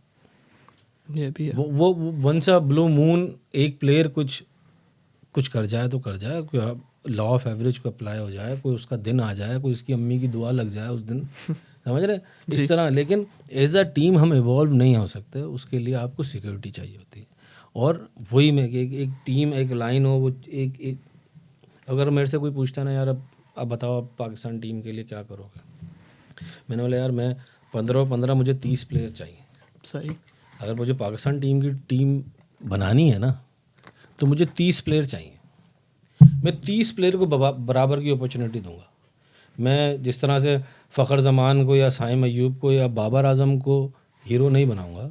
सही है। मैं 15 के 15 और 15 30, यानी जो एक 15 टीम है उसी के अपोजिट कोई भी सेलेक्टर या कोई भी मानने वाला उसी के अपोजिट 15 और बना के दे दे। सही। मैं उन 30 को एक इन्वायरमेंट प्रोवाइड करूँगा, उसके अंदर से जो ग्रो करके आ जाए। अब बाबर आजम को भी अपने आप को अपलिफ्ट करना पड़ेगा, साइम अयूब को भी अपने आप को लिफ्ट करना पड़ेगा, फ़खर जमान को भी। यानी अगर आप एक कल्चर बनाओगे जी, तो यानी अगर हम क्या करते हैं, हम दो प्लेयर पकड़ लेते हैं, 3 प्लेयर पकड़ लेते हैं, बाकी 15 और हैं जिन्होंने प्रेशर में काम आना है, उनको वैल्यू नहीं कर रहे होते। बिल्कुल। तो मेरा ये वैल्यू का, अगर आपने एक अच्छी टीम बनानी है ना तो आपको 2 अच्छी टीम बनानी पड़ेगी, क्योंकि मैं भी वुमेंस के साथ काम कर रहा था, मोहम्मद वसीम हमारे हेड कोच थे, उनके साथ हमने यही डिसाइड किया था कि हमें 6-8 महीनों में 2 टीमें खड़ी कर देनी है। बिल्कुल। वही नहीं कि भाई फातिमा सना बहुत अच्छी है या मुनीबा बहुत अच्छी है या 2-4 प्लेयर जो अच्छे हैं, उसी आलिया रियाज बहुत अच्छी है, हमें उन पे नहीं रुकना। सही। हमने एक कल्चर इस तरह से बनाना है कि 15 ये और 15 इनके पीछे। जब हमने एक 15 खड़ी की ना, तो इस तरफ से जो हम समझते थे ना, जो यार ये हार्ड वर्कर नहीं है, या ऑटोमेटिकली उसमें चीज़ें आनी शुरू हो गई, क्योंकि उसने देख लिया कि मेरा ओपोनेंट मेरे साथ आ रहा है। तो अगर हमें अपनी टीम, मेरा ये मानना है कि 6-8 महीनों में अगर आप एक टीम कल्चर लेके चलो, एक बेंचमार्क क्रिएट करो, एक स्टैंडर्ड सेट करो, तो 6-8 महीनों में हमारे पाकिस्तान की टीम की क्रिकेट, यानी प्लेयर तो हमारे पास बहुत अच्छे हैं, हमारी टीम अच्छी हो सकती है ज़बरदस्त। अगर आप एक प्लान लेके चलेंगे। बिल्कुल ज़बरदस्त। तो इसमें मतलब वो टेक अवे यही है कि किंग कर लेगा, हम लोग नहीं बोले, हम लोग ये कहें कि सभी किंग हैं, हमारे 15 के 15 हाँ, किंग कि हैं। ऑन अ डे कोई सा भी, यानी किंग्स में लड़ाई हो रही हो, सही। जैसे हम देखते हैं ना रोहित शर्मा में, विराट कोहली में, के राहुल में, इनमें लड़ाई हो रही है कि आज कौन करेगा। बिल्कुल। रिसेंटली हमारी सिलेक्शन कमेटी बनी, and I am just saying, just out of like general cricketing philosophy, उसमें हुआ कि 4 फॉर्मर क्रिकेटर्स और एक जो है कोई डेटा एनालिस्ट थे। अब उसमें कुछ कंचन हलकों में बात हुई, ट्रेडिशनल हलकों में, कि यार डेटा एनालिस्ट का क्या काम है, इसने तो फर्स्ट क्लास भी नहीं खेली हुई, इसको क्या पता कि वो क्या होगा क्रिकेट में। लेकिन आर्ग्यूमेंट तो सर अगर मैं ये देना चाहूँ कि 5 में से 4 तो फॉर्मर क्रिकेटर्स ही थे, उनका तो वोट ज़्यादा था, तो मतलब और पिछले 50 साल से तो फॉर्मर क्रिकेटर्स ही सेलेक्ट कर रहे हैं, तो उससे क्या नतीजा निकला। तो मतलब मेरा तो कम अज़ कम ये ओपिनियन, शायद सही हो या गलत हो, ये है कि अभी भी डेटा के है चीज़ें, और बाहर से भी बैठ के अगर कोई स्पेशलाइज कर रहा है इस फील्ड में तो वो वैल्यू ऐड कर सकता है। आपका इसमें क्या ओपिनियन है कि सर, और इसी से रिलेटेड एक सवाल यही है कि सिलेक्शन में भी या कोचिंग में भी जिसने नहीं खेली भी, पैडी अपटन में किया, Arthur Bob Woolmer, John Buchanan, Trevor Bayliss, Mo Bobat, सारे आईसीसी टूर्नामेंट विनर कोचेज हैं, लेकिन बहुत ज़्यादा इंटरनेशनल लेवल या फर्स्ट क्लास भी कुछ लोगों ने तो नहीं खेली हुई। तो उस पर आपका क्या ओपिनियन है कि देखिए कोच या सेलेक्टर होना चाहिए बगैर नॉन क्रिकेटिंग उसमें भी? देखिए जिसको इस चीज़ की समझ होनी चाहिए ना, उसको होना चाहिए। सही है। देखें, अब हमारे पास ये देख रहे हैं, ये बेन जोन्स, इसका कोई वास्ता नहीं है बिल्कुल क्रिकेट का। बिल्कुल। ये एक स्टेटिशियंस है, नंबर्स के बारे में इसको पता है। सही। यानी वो जो हमारे पास डेटा एनालिस्ट है, वो हमारे मुल्क से जो प्लेयर्स होते हैं उनकी एवरेजेस, स्ट्राइक रेट, वो एक निकाल के हमारे आगे रख देता है। सही। पहले वो जो डेटा एनालिस्ट अभी वहाँ के लिए काम कर रहे हैं ना, वो पहले इस्लामाबाद यूनाइटेड के लिए काम करते थे। वो एक हमें 30-40 प्लेयर्स की एक लिस्ट बना के देते थे, यार ये प्लेयर हैं, इसी सिचुएशन में ये होता। अब हमें 20 लेने होते थे। सही। तो वो बाकी फिर रियानुल हक और हेड कोच और वो मिलके एक टीम बना लेते थे। तो कहने का ये मकसद है कि देखें, हम जैसे मैंने आपको बात कर रहा हूँ ना, हम इवॉल्व नहीं हो रहे। जी।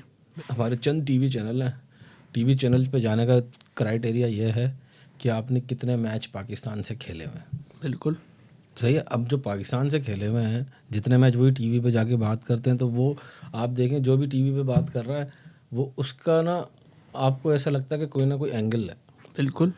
यानी अगर आप देखें, आप किसी को प्रॉब्लम है ना किसी चीज़ से, देखिए बाबर आजम से किसी को प्रॉब्लम है, जी। तो वो जाके बताए ना बाबर आजम को। बाबर आजम ने 10 दफ़ा बोला कि आप अब मुझे आके बता दो। यानी टीवी पे क्रिटिसाइज़ कर, क्योंकि उनके पास हल नहीं है। सही। क्योंकि देखिए, हमेशा बड़े स्पोर्ट्स के अंदर आप कितने भी देख रहे हो, जो बड़े बड़े स्टार्स होते हैं ना, वो कभी भी कोचिंग की फील्ड में नहीं आते। सही। क्योंकि वो जितने भी टैलेंटेड लोग होते हैं ना, वो बाय द प्रोसेस नहीं आए हुए होते। उनमें टैलेंट इतना होता है, वो अपनी जुस्तजू, अपनी विल से रास्ते निकालते और पहुंच जाते हैं। तो उन्हें भी ऐसा ही लगता है कि सब ऐसा ही कर लेंगे। सही। लेकिन वो वन सा ब्लू मून वाला सीन होता है, वो चंद लोग होते हैं। तो आप देखिए, इतने सारे आपने नाम लिए, और मैं भी बहुत सारे इतने कोचेस को जानता हूँ जिन्होंने 1-2 फर्स्ट क्लास मैच खेले, 4-5 फर्स्ट क्लास मैच खेले। क्योंकि जैसे मैंने आपको बताया, मैं इसलिए बन गया कि मैं अगर पाकिस्तान खेल लेता तो शायद मेरी ये सोच नहीं होती। जी। मैंने आपको बताया, मैंने ये गलतियाँ की, मैं ये गलतियाँ की, उस सर गलती उसमें अगर मैं कत्ता कलामी करूँ आपको, बल्कि मैं चैलेंज करूँ, इन द स्पॉट डालूँ कि कोई आपसे कहे, यार हनीफ आपने तो पाकिस्तान इंटरनेशनल लेवल पे नहीं खेला हो, तो आप कैसे किसी बच्चे को सिखा रहे हो? आप कैसे हैदर अली को या साउथ शकील को बोल रहे हो कि ये करो वो करो? अब तो मैंने एविडेंस इतने दे दिए ना, लेकिन अब तो बाय द टाइम मैंने एविडेंस दे दिया, मैं पाकिस्तान टीमों के साथ काम कर लिया। लेकिन मानने की बात है, देखें, ये नहीं कि आप पाकिस्तान खेले हो नहीं खेले, यानी ये बहुत अच्छा होता है कि अगर किसी ने 100 टेस्ट मैच खेले में, जी, और उसके बाद जैसे राहुल द्रविड़ ने अपने आप को ग्रो किया नीचे से, रिकी पॉन्टिंग अपने साथ कैसा काम कर रहे हैं, गिलक्रिस्ट ऐसा अपना साथ काम कर रहे हैं, वो इतने बड़े स्टार होने के बाद वो नीचे जाते हैं, बिल्कुल नीचे से काम करना शुरू करते हैं। अभी देखिए हमारे हेड कोच हैं इस्लामाबाद यूनाइटेड के जी, माइक हैसन। बिल्कुल। अब माइक हैसन तो 22 साल की उम्र में डायरेक्टर बन गए थे, उन्होंने भी कोई इतनी ज़्यादा क्रिकेट नहीं खेली। बिल्कुल उन्होंने आरसीबी के 10 साल कोच रहे हैं, यानी विराट कोहली और इन लोगों को 10 साल हैंडल किया है। बिल्कुल उनकी वुमेंस का पूरा सेटअप ये चला है, क्योंकि ये लोग इस जो बड़े स्टार नहीं होते वो इसलिए कर पाते हैं कि वो बहुत देर तक वो उसमें ना हल ढूंढ, जैसे मैंने बोला ना, मैं हल ढूंढना शुरू हो जाता है। अगर मैं स्टार होता, मैं कोई 5-10 टेस्ट मैच खेल जाता तो मेरी सोच अलग होती।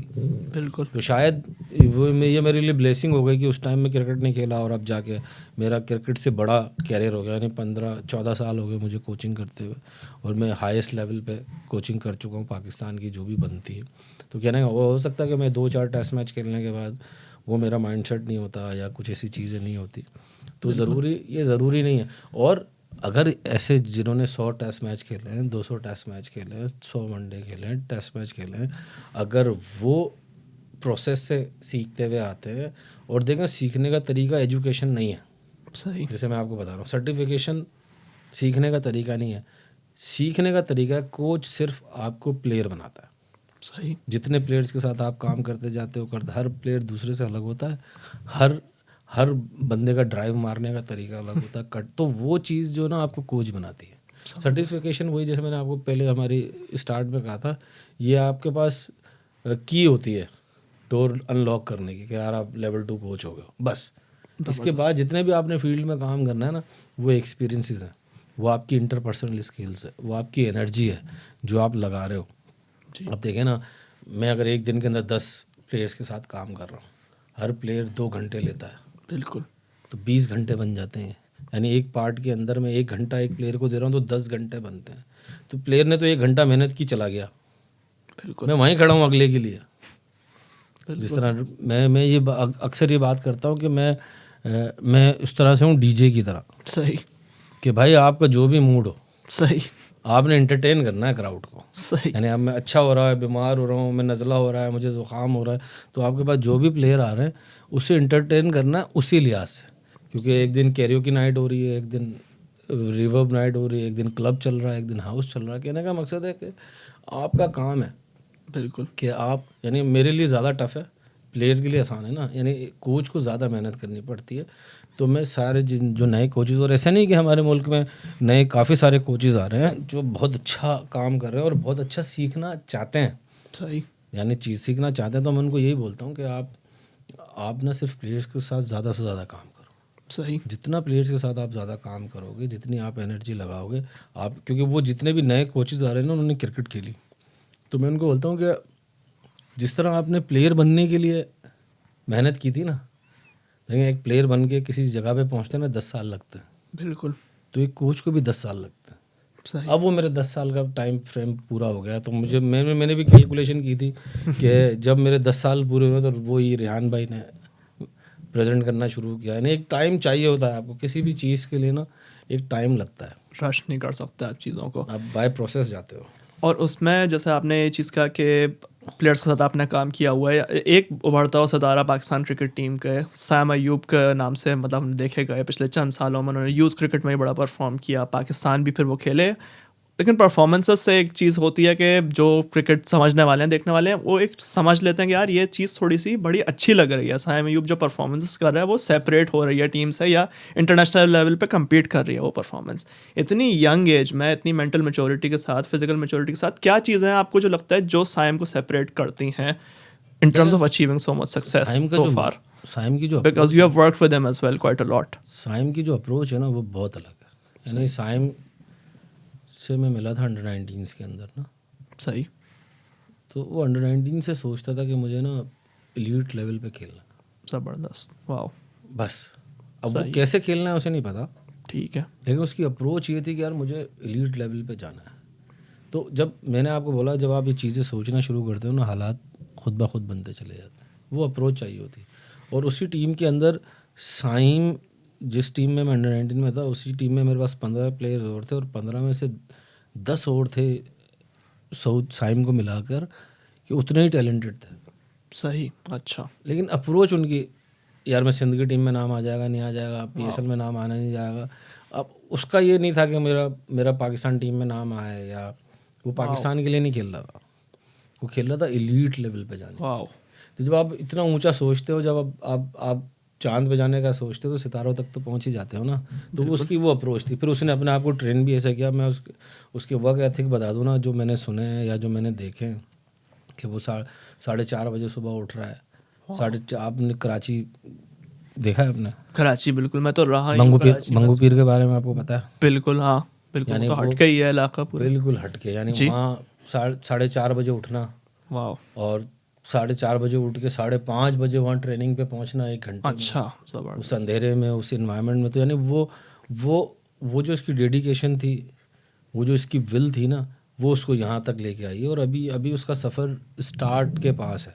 सही, यानी हम अगर हमें साइम को गेज करना ना, तो हमें 2029-2030 का इंतज़ार करना पड़ेगा। सही, यानी फिर हम देख पाएंगे कि वो क्योंकि देखें, इस तरह से बहुत प्लेयर आए गए। बिल्कुल, अगर कोई अच्छा प्लेयर जो लंबे अरसे तक खेलता है ना, तो उसकी जो डिटर्मिनेशन होती है, जो उसकी विल होती है, जो उसकी हंगरनेस होती है, जो उसकी डाइजेस्ट, क्योंकि मुझे ऐसा लगता है कि साइम को ना डाइजेस्ट करना आती है, सही, सक्सेस भी और फेलियर भी। बिल्कुल, बात समझ रहे हैं? बिल्कुल, वो इतना फेलियर, कोयटा ग्लेडिएटर से खेल रहा था, बहुत बिल्कुल, फेलियर हुआ। फिर उसने थोड़ा ग्रो किया, फिर डोमेस्टिक में परफॉर्म किया, फिर PSL के लिए परफॉर्म किया, फिर पाकिस्तान से खेला। यानी वो फिर उसने डाइजेस्ट किया अपने फेलियर को। अब थोड़ा सा पाकिस्तान के लिए उसने सक्सेस देखा है, बिल्कुल, तब भी उसको डाइजेस्ट कर रहा है। यानी उसका जो डाइजेस्ट सिस्टम है ना, सक्सेस और फेलियर को हैंडल करने का, वो बहुत अच्छा है। सर। और वही चीज़ उसको अगर मैं कंटिन्यू करूँ, जैसे आप कह रहे हैं कि वो चीज़ों को मतलब मेंटली मेरे ख्याल में बेहतर चीज़ों को लेकर चलते हैं। जैसे हम रिसेंटली हमने देखा साउथ अफ्रीका की वनडे एक सीरीज़ थी, वो बहुत ज़्यादा परफॉर्मेंस थी, लेकिन जो छोटी वॉल्यूम की परफॉर्मेंस है वो अच्छी हैं। 9 मैचेस में उनकी 3 वनडे हंड्रेड्स हैं। तीसरी 100 करके वो आए थे। मिड इनिंग्स ब्रेक में उनसे इंटरव्यू ने सवाल पूछा कि साइम कैसा लग रहा है और क्या उसकी फीलिंग है। मतलब अगर पाकिस्तान में कोई 21 साल का लड़का उसने 3 सेंचुरियाँ कर ली हो, तो वो तो ऐसे बात करेगा कि जी मेरी तो मतलब मेरा राज है। But he was so polite, मतलब वो सुन रहा है, सवाल को सोच रहा है, फिर वो जवाब दे रहा है। फिर देन साइम से उसने कुछ पूछा कि साइम क्या आप खुश हैं अपनी परफॉर्मेंस से? और नहीं, उससे पहले सवाल उनसे हुआ कि ये कैसा स्कोर है, तो उसने कहा ये बहुत बड़ा स्कोर नहीं है, पार स्कोर है। तो उस चीज़ को भी उसने एक्नॉलेज किया। Then the next question was कि साइम मतलब आप खुश हैं अपनी परफॉर्मेंस? उन्होंने कहा नहीं मैं टीम के लिए खुश हूँ। तो that's ultimately the mental capacity for 21-22 year to think like that. How do you see के मतलब उनकी मेंटल स्किल्स को क्या? वो इसीलिए ना, जैसे मैं आपको बताया, देखिए उसकी अप्रोच पड़ी थी, जब मैंने आपको बताया ना। तो जब आप इन चीज़ों को रास्ता ढूंढने, वो किताबें पढ़ता है, वो पॉडकास्ट सुनता है लोगों की, वो लोगों से कन्वर्सेशन करता है, यानी वो अपने आप को लर्निंग फेज में उसने डाला है। और उसने डिसाइड किया हुआ कि मैं 2029 तक इसी तरह चलता रहूँगा। बिल्कुल, अब सोचे ना, 29, यानी इसने कोई 22 में फैसला किया इस तरह से, यानी 5 साल 8 साल, उसने बोला 8 साल में कुछ भी मिल रहा होगा मैं उसमें चलता जाऊँगा। उसके बाद देखूंगा मेरे को क्या करना है। सही, यानी अब जिसका जो अपने आप को इतना लंबा पार्ट, अब इसमें फेलियर भी आएंगे, सक्सेस भी आएगी, सब कुछ आएगा। बिल्कुल, अब देखें दुनिया तो मानने लग गई ना उसको। तो वो इससे भी डर रहा होता है। बिल्कुल, जो मैंने उससे बात की है ना, जबरदस्त, यार ये सब मान रहे हैं, सब मान रहे हैं, अभी तो मैंने कुछ किया ही नहीं है, ये सब मान रहे हैं, अभी मुझे कुछ करना है। वो आप उससे मिलोगे ना, आप बोलोगे ना यार साइम आपको क्या खेलता है, वो आपको लगेगा कि आप उसकी तारीफ करो ना, आपको अनकंफर्टेबल महसूस करोगे। यार वो अनकंफर्टेबल हो रहा है, वो चाह रहा है कि आपसे दूर हो जाऊँगा। वैसे वो आपसे सारी बातें कर लेगा, लेकिन इंडिविजुअली जब गेम की बात आएगी तो वो आप देखेंगे, आप ना वो आपसे बचना शुरू कर देगा। तो कहने का मकसद उसकी अप्रोच बहुत बड़ी है। वो अप्रोच, ये जो चीज़ें होती हैं ना, ये आप किसी में डेवलप नहीं कर सकते। ये उसकी हंगर होती है। वो जैसे मैं बताया ना, मेरे में जो चीज़ें हुई, वो मेरे जो इर्द गिर्द के लोग थे, मेरी हंगर थी तो लोग मिलते चले गए। ऐसे ही उसको लोग मिलते जा रहे हैं। उसको अंडर-19 से अंडर-16 से वो खेल रहा है। बचपन से उससे अच्छे कोचेज़ मिले, अच्छा क्लब मिला, नीचे से उसके कोचेज़ मिले, फिर PCB के कोचेज़ मिले, फिर मुल्तान सुल्तान के कोचेज़ मिले, फिर सिंध के कोचेज़ मिले, फिर पाकिस्तान के अंदर कोचेज़ मिले उसको। यानी उसको वो जो चाह रहा है, जिस तरह के लोग चाह रहे हैं, अगर वो लोग उस तरह के भी नहीं है ना, लेकिन साइम के लिए उसी तरह हो जाते हैं। यानी उसका अपना एक यूनिवर्स बनाया हुआ, उसमें उस यूनिवर्स में वो चलता जा रहा है, चलता बिल्कुल। और साइम अय्यूब पे अगर थोड़ी सी मतलब और बात करें कि उसमें बिल्कुल हमारे जैसे हम कह रहे हैं कि हमें 15 किंग बनाने से में साइम या बाबर या रिजवान शाहीन इनको नहीं, सारे प्लेयर हमारे किंग हैं, लेकिन पहले तो याद एक थोड़ा सा हमारा क्रिकेटिंग डिस्कोर्स का मसला है, या तो पहले कोई मान ही नहीं रहा था साइम को, कह रहे थे कि नहीं यार ये तो 9 लोग है तो बिल्कुल बेकार है, इसको तो नहीं खेलना आता ये वो, और कैसे ले आए इसको। नाउ माशाल्लाह ही इज़ परफॉर्मिंग। तो अब उस पर यह है कि नहीं साइम ही होगा तो सब कुछ होगा, पूरा पाकिस्तान के सारे मसाइल हल हो जाएंगे जब वो साइम अय्यूब आएंगे, एक खिलाड़ी हमें जिता देगा। तो as a coach, as an individual person who works with Saim on cricketing skills, what challenges do you see for Saim in this regard and how can he counter those like challenges when ज़्यादा crowd आए, ज़्यादा media आए और expectations बढ़े? देखिए ना, वो उसको ये सीखना पड़ेगा। अभी वो जो इंग्लैंड आया है, अब उसने ये इंजरी जो हुई है इसको, ये सारे उसके सीखने का अमल है। यानी आपने ज़रा सी पीक पकड़ी और आप इंजर्ड हो गए, आपकी चैंपियंस ट्रॉफी सामने लगी हुई है। वो चैंपियंस ट्रॉफी के लिए वो काफ़ी अरसे से, साल भर से मेहनत कर रहा था वो चैंपियंस ट्रॉफी की। तो यानी ये जो चीज़ें मैंने आपको बताया, जिस तरह से डाइजेस्ट का सिस्टम है ना, उसका फेलियर और सक्सेस, उसे पता है कि प्रोसेस है इंजरीज, यानी वो जो पैनिक नहीं होता चीज़ों के लिए। और उसका जो कैरेक्टर है, जो आपको बताया था, कैरेक्टर उसका बहुत स्ट्रांग है वो, और दिन ब दिन उसको स्ट्रांग करने में लगा हुआ। उसे पता है कि गेम के अंदर फेलियर सक्सेस चलते हैं, तो बाय द टाइम मेरे को इस गेम में कैसे सर्वाइव करना। आप देखें ना, आप उसके जिस भी टीम से खेला है, उसके सारा स्टाफ साइम से खुश रहता है, क्योंकि वो दूसरों, उसे पता है मैं लोगों को इज्जत दूंगा तो मुझे इज्जत मिलेगी। तो वो जो चीज़ें ना उसको ग्रो कर दे। जिस तरह से साइम बैटिंग करता है ना, पाकिस्तान में 20 तो मैं जानता हूँ जो इस तरह से बैटिंग करता है।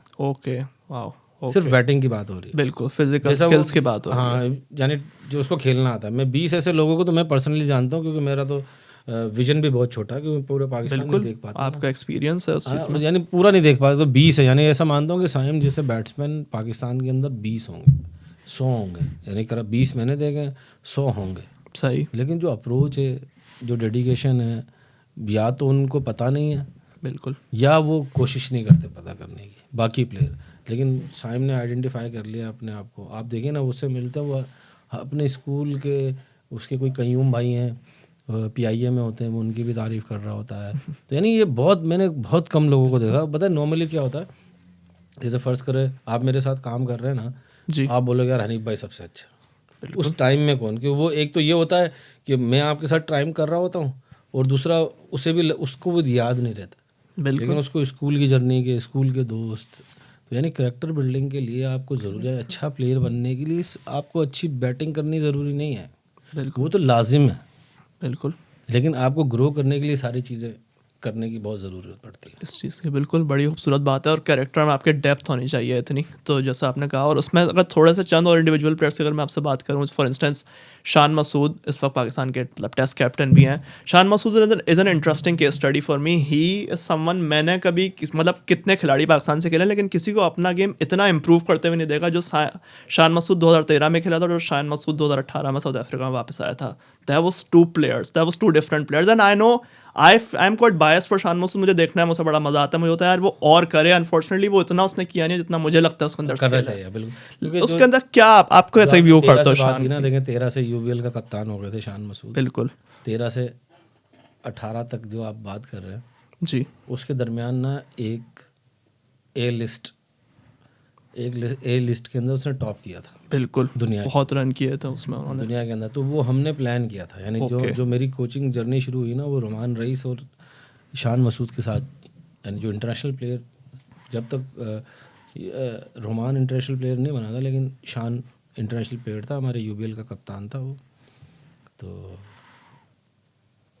शान की मैंने देखी, हमने डिसाइड किया कि A लिस्ट के अंदर हमने टॉप करना है। सही, वो विराट कोहली का कोई रिकॉर्ड था A लिस्ट के अंदर। ओके, तो हमने टॉप करना, हम लग गए। यानी आप यकीन करेंगे, उस जो बैटिंग कोच की मेरी स्किल इन्हांस करने में ना शान मसूद का बहुत बड़ा हाथ है। ओके, क्योंकि उसमें कैपेसिटी थी कि वो 2000 बॉलें एक दिन में खेल सकता है। वाओ, अगर वो 2000 बॉलें खेलने की उसमें कैपेसिटी नहीं होती तो मैं 2000 बॉलें उसको करा नहीं सकता था। और 2000 बॉलर का मेजर नहीं आता मेरे पास। यानी अब 2000, अभी 200 बॉलें करेंगे तो 10 दिन लगेंगे 2000 बॉलें में। एक ही दिन में 2000 बॉलें वो खेल रहा था। तो हमने वो जिस तरह से उस टाइम फ्रेम में उसने मेहनत की ना, आपने एक बात बहुत अच्छी की कि जो शान का पोटेंशियल है जी, उससे भी ना उसके नंबर्स जस्टिफाई नहीं कर रहे होते हैं। यानी जैसा वो प्लेयर है, जितना वो फिट है, जैसी उसकी लाइफ स्टाइल है, आप यकीन करें उसका, मैं सालों से जानता हूँ कि उसने किसी निहारी चावल को हाथ नहीं लगाया। वाओ, वो उसकी रूटीन, उसकी फिटनेस रिजीम, दुनिया की हर जगह जाके वो, यानी उसे पता चलता है फलानी जगह फलाना कुछ सीख सकता है तो उधर चला जाता है।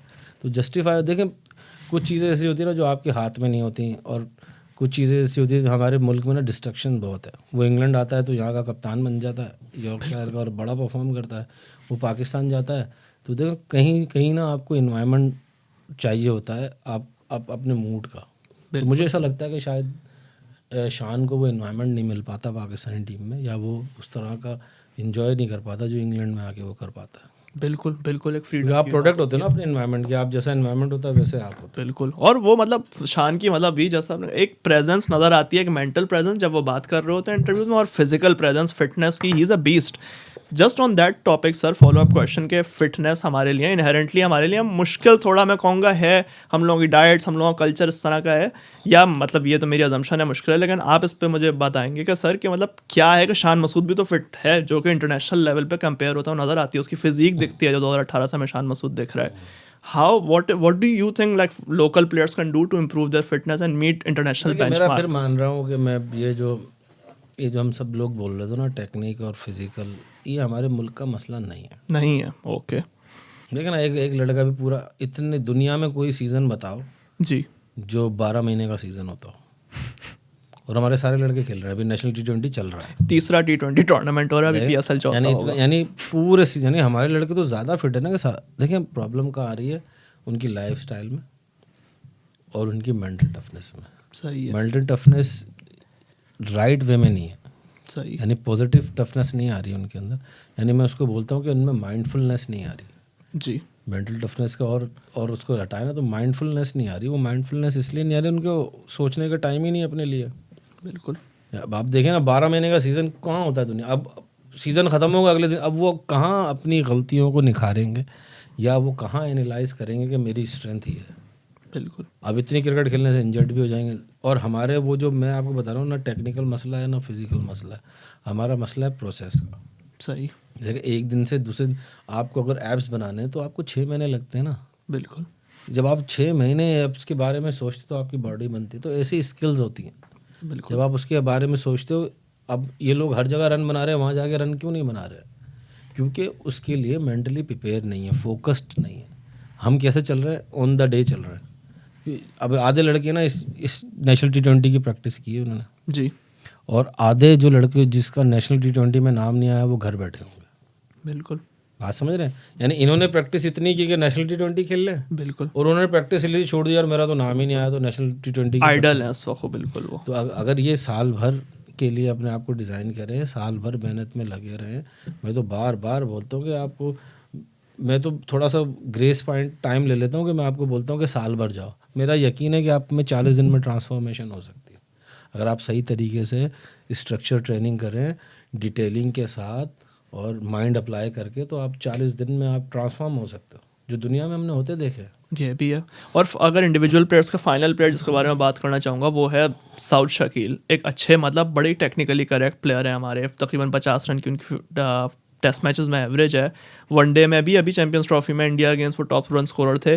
उनके गेम में हमने देखा कहीं कहीं जैसे पेस के अगेंस्ट स्ट्रगल हुआ, या कहीं कहीं वो बड़ी इनिंग्स लग नहीं पा रही वाइट बॉल में, कहीं कहीं परफॉर्मेंसेज आ रही हैं, कहीं कहीं नहीं आ रही। तो उसमें आपको क्या लगता है वो किस तरह से अपने गेम को और बेहतर कर सकते हैं कि वो एक कंसिस्टेंट वनडे टेस्ट के तो परमानेंट प्लेयर बन जाए पाकिस्तान? देखें ना, वो देखें टेस्ट का तो ऑलरेडी बिल्कुल, टेस्ट के तो परमानेंट प्लेयर हैं वो। वनडे के लिए देखें, अगर उसे वनडे खेलना था ना, वही ना प्रोसेस किया, उसका झटके से नाम आया चैंपियंस ट्रॉफी। बिल्कुल, अगर इससे पहले वो पिछली इनिंग पिछले टूर्स पे वनडे वगैरह खेल चुका होता तो उसका कॉन्फिडेंस बड़े इवेंट के लिए अलग होता है। अब वो देखें ना, उसका वर्ल्ड कप के लिए नाम आया, इंडिया वाले वर्ल्ड कप के लिए, बिल्कुल, या ऑस्ट्रेलिया में था, इंडिया में वर्ल्ड कप बिल्कुल उसके लिए नाम आया। उसके बाद उसने कोई वाइट बॉल क्रिकेट नहीं खेली, बिल्कुल, और अब फिर चैंपियंस ट्रॉफी खेली उसने। बिल्कुल, तो यानी वो, और बीन टाइम वो रेड बॉल के लिए काम करता रहा। बीन टाइम आपको कहीं कहीं ना कॉन्फिडेंस, मुझे पता है वो जो जिस तरह से उसने इंडिया की इनिंग खेली है ना, बिल्कुल, वो उससे बहुत बेटर खेल सकता है। ओके, यानी वो जो इसकी इनिंग 75-80 के स्ट्राइक रेट ही रही है ना, जी उसमें इतनी कैपेबिलिटी है कि वो 110 के स्ट्राइक रेट पे खेल सकता था। बिल्कुल। फिर मैं आपको बता रहा हूँ, जो एनवायरनमेंट है, जो कल्चर है, जो हमारे यहाँ, देखिए हमारे यहाँ क्या हो रहा था, हर बंदा दूसरे को बता रहा होता है कि क्या करना है। बिल्कुल हर बंदा दूसरे को बता रहा होता है कि क्या करना है, यानी वो खुद नहीं कर रहा होता। बिल्कुल तो वो क्या हो रहा था, जब मैं आपको बता रहा हूँ ना यार आपने ऐसे करना है, तो जो आप इतनी मेहनत करके आओ, उसमें ना डाउट आ जाते हैं या कहीं रिस्पेक्ट आ जाती है, यार मेरे कोच ऐसे बोल रहे हैं, मेरे सीनियर स्टाफ ऐसे बोल रहे हैं, मेरे कप्तान ऐसे बोल रहे हैं, उसमें कहीं ना कहीं रुकावट आ जाती है। तो दुनिया में ऐसे कहीं नहीं होता कि दूसरा बैट्समैन दूसरे को बताएगा क्या करना है। जी भाई बिल्कुल सबको अपना रोल पता होना चाहिए ना। बिल्कुल सबका काम करने का तरीका अलग है, सबका मेहनत करने का तरीका अलग है। तो सऊद शकील, मुझे तो मैं तो यकीन करता हूँ कि उसमें भी वो पोटेंशियल है कि वो वर्ल्ड क्रिकेट लीड लेवल पे जा सकता है। बिल्कुल अब कुछ लोग होते हैं जिन्हें आइडियल इन्वायरमेंट चाहिए होता है। जब आपको आइडियल इन्वायरमेंट, कुछ लोग होते हैं क्या इन्वायरमेंट के अगेंस्ट चल रहे हो, तो उसने अपनी दुनिया बनाई होती है। बिल्कुल लेकिन मुझे यकीन है कि जिस तरह से वो मेहनत करता है, जिस तरह से वो कीन है, तो वो किक ऑफ नहीं मिल पा रही उसको। कि आप अगर पिछला उसका देखें ना, T20 के अंदर उसके 131 का स्ट्राइक रेट है बिल्कुल कैरियर का। बिल्कुल यानी वो कुछ तो ऐसा कर रहा है ना जो हमारे बाकियों के बराबर का है। बिल्कुल और उसमें ये क्वालिटी है ना, देखें मेरा ये मानना है कि पूरे मुल्क में जितनी आसानी से साइम अयूब सऊद शकील सिंगल निकाल सकता है ना, किसी की भी क्वालिटी नहीं। ओके अब जिसको सिंगल निकालना आते हैं तो एक बाउंड्री ऑप्शन भी उसके पास है। लेकिन जो सबसे मुश्किल काम है, अभी क्या दुनिया में शोर मचा हुआ कि सिंगल लेना नहीं आता, हिट मारना तो आती है लोगों को, बिल्कुल वो उसमें बचपन से इसमें क्वालिटी है निकालने की। तो वो अगर अपने उस पर रहे, यानी अपने उस पर रहे और कुछ शॉट नए डेवलप कर ले, तो वो बहुत कुछ कर सकता है। वाइट बॉल का बिल्कुल परमानेंट मेंबर बन सकता है, स्पेशली ओडीआई क्रिकेट के अंदर। बिल्कुल इस पर सर फॉलो अप साउथ पे बस ये क्वेश्चन ये था कि हमारे जैसे मैनेजमेंट ने ये कहा कि ऑस्ट्रेलिया वनडे में हम उनको शायद नहीं लेके गए थे, ये कह के कि south is not good against pace. फिर हम उनको चैंपियंस ट्रॉफी के लिए वापस लाए, फिर हमने उनको ड्रॉप कर दिया कि न्यूजीलैंड हम नहीं लेके जा रहे क्योंकि पेस के अगेंस्ट उनका कुछ स्ट्रगल है। और चैंपियंस ट्रॉफी में भी फिर इंडिया अगेंस्ट उनका इवेंचुअली हार्दिक पांड्या के अगेंस्ट ही डिसमिसल हुआ। तो कहीं आपको लगता है कि पेस के अगेंस्ट कोई गैप है उनकी टेक्निक में, even though is remarkable player? देखें नी जग, हमारे यहाँ नी जग रिएक्शन होता है। जब आपने उसको लिया कि वो सिंगल्स अच्छे लेता है चैंपियंस ट्रॉफी में, आपने उसको ओपनर भेज दिया। बिल्कुल यानी आपने मिडिल के लिए लिया उसको और आपने उसको ओपनर भेज दिया। वो is a good middle order batsman. उसे नंबर 3 या 4 खेलेगा तो हमारी 4 खेल के, बाबर का नंबर 3 बना हुआ है, तो वो नंबर 4 खेले तो हमारे जो मिडिल पार्ट में ना स्टेबिलिटी आ सकती है। और मुझे तो इतना यकीन है कि अगर वो जो हम स्ट्रगल कर रहे हैं ना T20 के अंदर 7 से 15 ओवर के दरमियान, तो वहाँ भी सऊद शकील बहुत बड़ा रोल प्ले कर सकता है। ज़बरदस्त बिल्कुल सर मतलब बड़ा मज़ा आया आपके साथ डिस्कशन करने में। कई खिलाड़ियों में बात की, कंटेम्प्रेरी इशूज़ से बात की, आपके वक्त की बड़ी जो रिस्पेक्ट है कि आप आए यहाँ पे, तो फिर आपका शुक्रिया। बस फाइनल क्वेश्चन आपसे क्विक सा ये पूछूंगा कि अगर आप लोगों को आपके काम को फॉलो करना चाहते हैं, इस वक्त आपके क्या प्लान्स हैं, तो कहाँ पे आपको वो ढूंढें? मैं पर्सनली जानता हूँ आप सोशल मीडिया पे एक्टिव हैं, तो वैसे कहाँ पे लोग आपको रीच आउट करें अगर उन्हें देखिए opportunities पहले हों तो मैं पाकिस्तान क्रिकेट बोर्ड की वजह से ना कोशिश करता था कि बस वो अपने फेसबुक पे या व्हाट्सएप के ऊपर लोगों को जो मैं सीख रहा हूँ मैं लोगों को बता सकूँ। अभी कारमा का एक प्रोजेक्ट शुरू किया है। कारमा एक कंपनी है यूएई के अंदर, कोई? ओके तो उसका एक प्रोजेक्ट शुरू किया है हमने अजमान के अंदर। ज़बरदस्त एक हम कराची के अंदर प्रोजेक्ट शुरू करने लग रहे हैं और एक क्रिकेट स्कूल बनाया है कराची के अंदर ही। सही तो इसलिए मेरे रिज़ाइन करने का मकसद ये था पीसीबी के कि मैं ना कुछ ऐसा काम कर सकूं कि मैं लोगों को ज़्यादा टाइम दे सकूं, ज़्यादा काम कर सकूं, नए सेंटर्स बना सकूं और कुछ और इन दौरान ज़्यादा तालीम हासिल कर सकूं। तो अभी मेरा है कि कुछ वेबसाइट अंडर डेवलप है, मेरी वेबसाइट बन रही है, उसमें अंडर डेवलप है, वो कुछ अरसे में वेबसाइट बन जाएगी। और फिर ये कुछ स्टेशन मैंने बताया, मैं कारमा के लिए काम करने वाला हूँ। कारमा हम ऐसा एक प्रोजेक्ट बना रहे हैं अजमान के अंदर, जिसमें टॉप एलीट एथलीट की ट्रेनिंग सेंटर बनेगा वो, और एसोसिएट कंट्रीज़ जो हैं जिनके पास अच्छी फैसिलिटीज़ नहीं होती या अच्छा स्टाफ नहीं होता, उसको एक इन्वायरमेंट प्रोवाइड करने वाले हैं हम यूएई के अंदर और पाकिस्तान के अंदर। और एक क्रिकेट स्कूल्स की एक फ्रेंचाइजी लॉन्च की है मैंने। छोटे छोटे क्रिकेट स्कूल्स बना रहा हूँ कि वो अंडर 10 से अंडर 17 यानी 10 ईयर से लेके अंडर 17 तक के बच्चे और बच्चियों के स्कूल्स हैं, जिसमें यही पूरा सिलेबस जनरेट किया। अभी हमने 10 साल का एक बच्चे का, हमने जो जर्नी होती है 10 साल की, 13 साल से लेके 23 साल तक की, उसमें टेक्निक और टेक्निक को लेस रख के जो बाकी सारी चीज़ें रिक्वायरमेंट है, फिज़िकल की understanding, mental understanding, life style की understanding, ethics, life ethics, parenting ethics, एक करेक्टर बिल्डिंग करने के लिए हमने पूरा 10 साल का एक सिलेबस डिज़ाइन किया, जिसमें हमें बड़े बड़े जो लोग हैं उसमें हेल्प कर रहे हैं, यानी आगा खान के बड़े बड़े प्रोफेसर्स हैं, लियाकत नेशन, यानी एक मैंने डिज़ाइन कर लिया था 10 साल का, अब उसको वो अलाइन कर रहे हैं एज सिलेबस। तो मैं तो इतना प्रोफेशनल नहीं हूँ ना, मैंने तो वो चीज़ें लिखी हैं उसके अंदर जो age wise physical, technical, mental और लाइफस्टाइल के लिए और एथिक्स के लिए ज़रूरी है। अब उन्हें वो डिस्ट्रीब्यूट कर रहे हैं 10 सालों के अंदर, उनको एक फ़ेज़ बना रहे हैं करिकुलम का, तो वो एक करिकुलम भी इंशाल्लाह ताला मुझे उम्मीद है कि 2 महीनों तक रेडी हो जाएगा। ज़बरदस्त बिल्कुल। जिन जिन्होंने सुना है लोगों ने, बिल्कुल उसमें अगर हेल्प आप कर सकते हैं, रीच आउट कर सकते हैं हनीफ सर को, तो ज़रूर रीच आउट करें। और इसी के साथ बस मैं ख़त्म करना चाहूँगा, अख्तिताम करना चाहूँगा पॉडकास्ट का। बस उसमें ये है कि बड़ा अच्छा लगा हनीफ सर से बात करके। आप लोग भी स्टोरेबल पॉडकास्ट देखते रहें। बस एक ऐसी शेर लिख दिया था मैंने, जो बात गुफ्तगू की उसमें हनीफ सर से, मेरा तो शेर नहीं है लेकिन उसको मैं दोहरा दूंगा, जो कि मुझे आज की गुफ्तगू की रिफ्लेक्शन लगी। आज के आगे तहजीब सिखाती है जीने का सलीका, तालीम से जाहिल की जहालत नहीं जाती।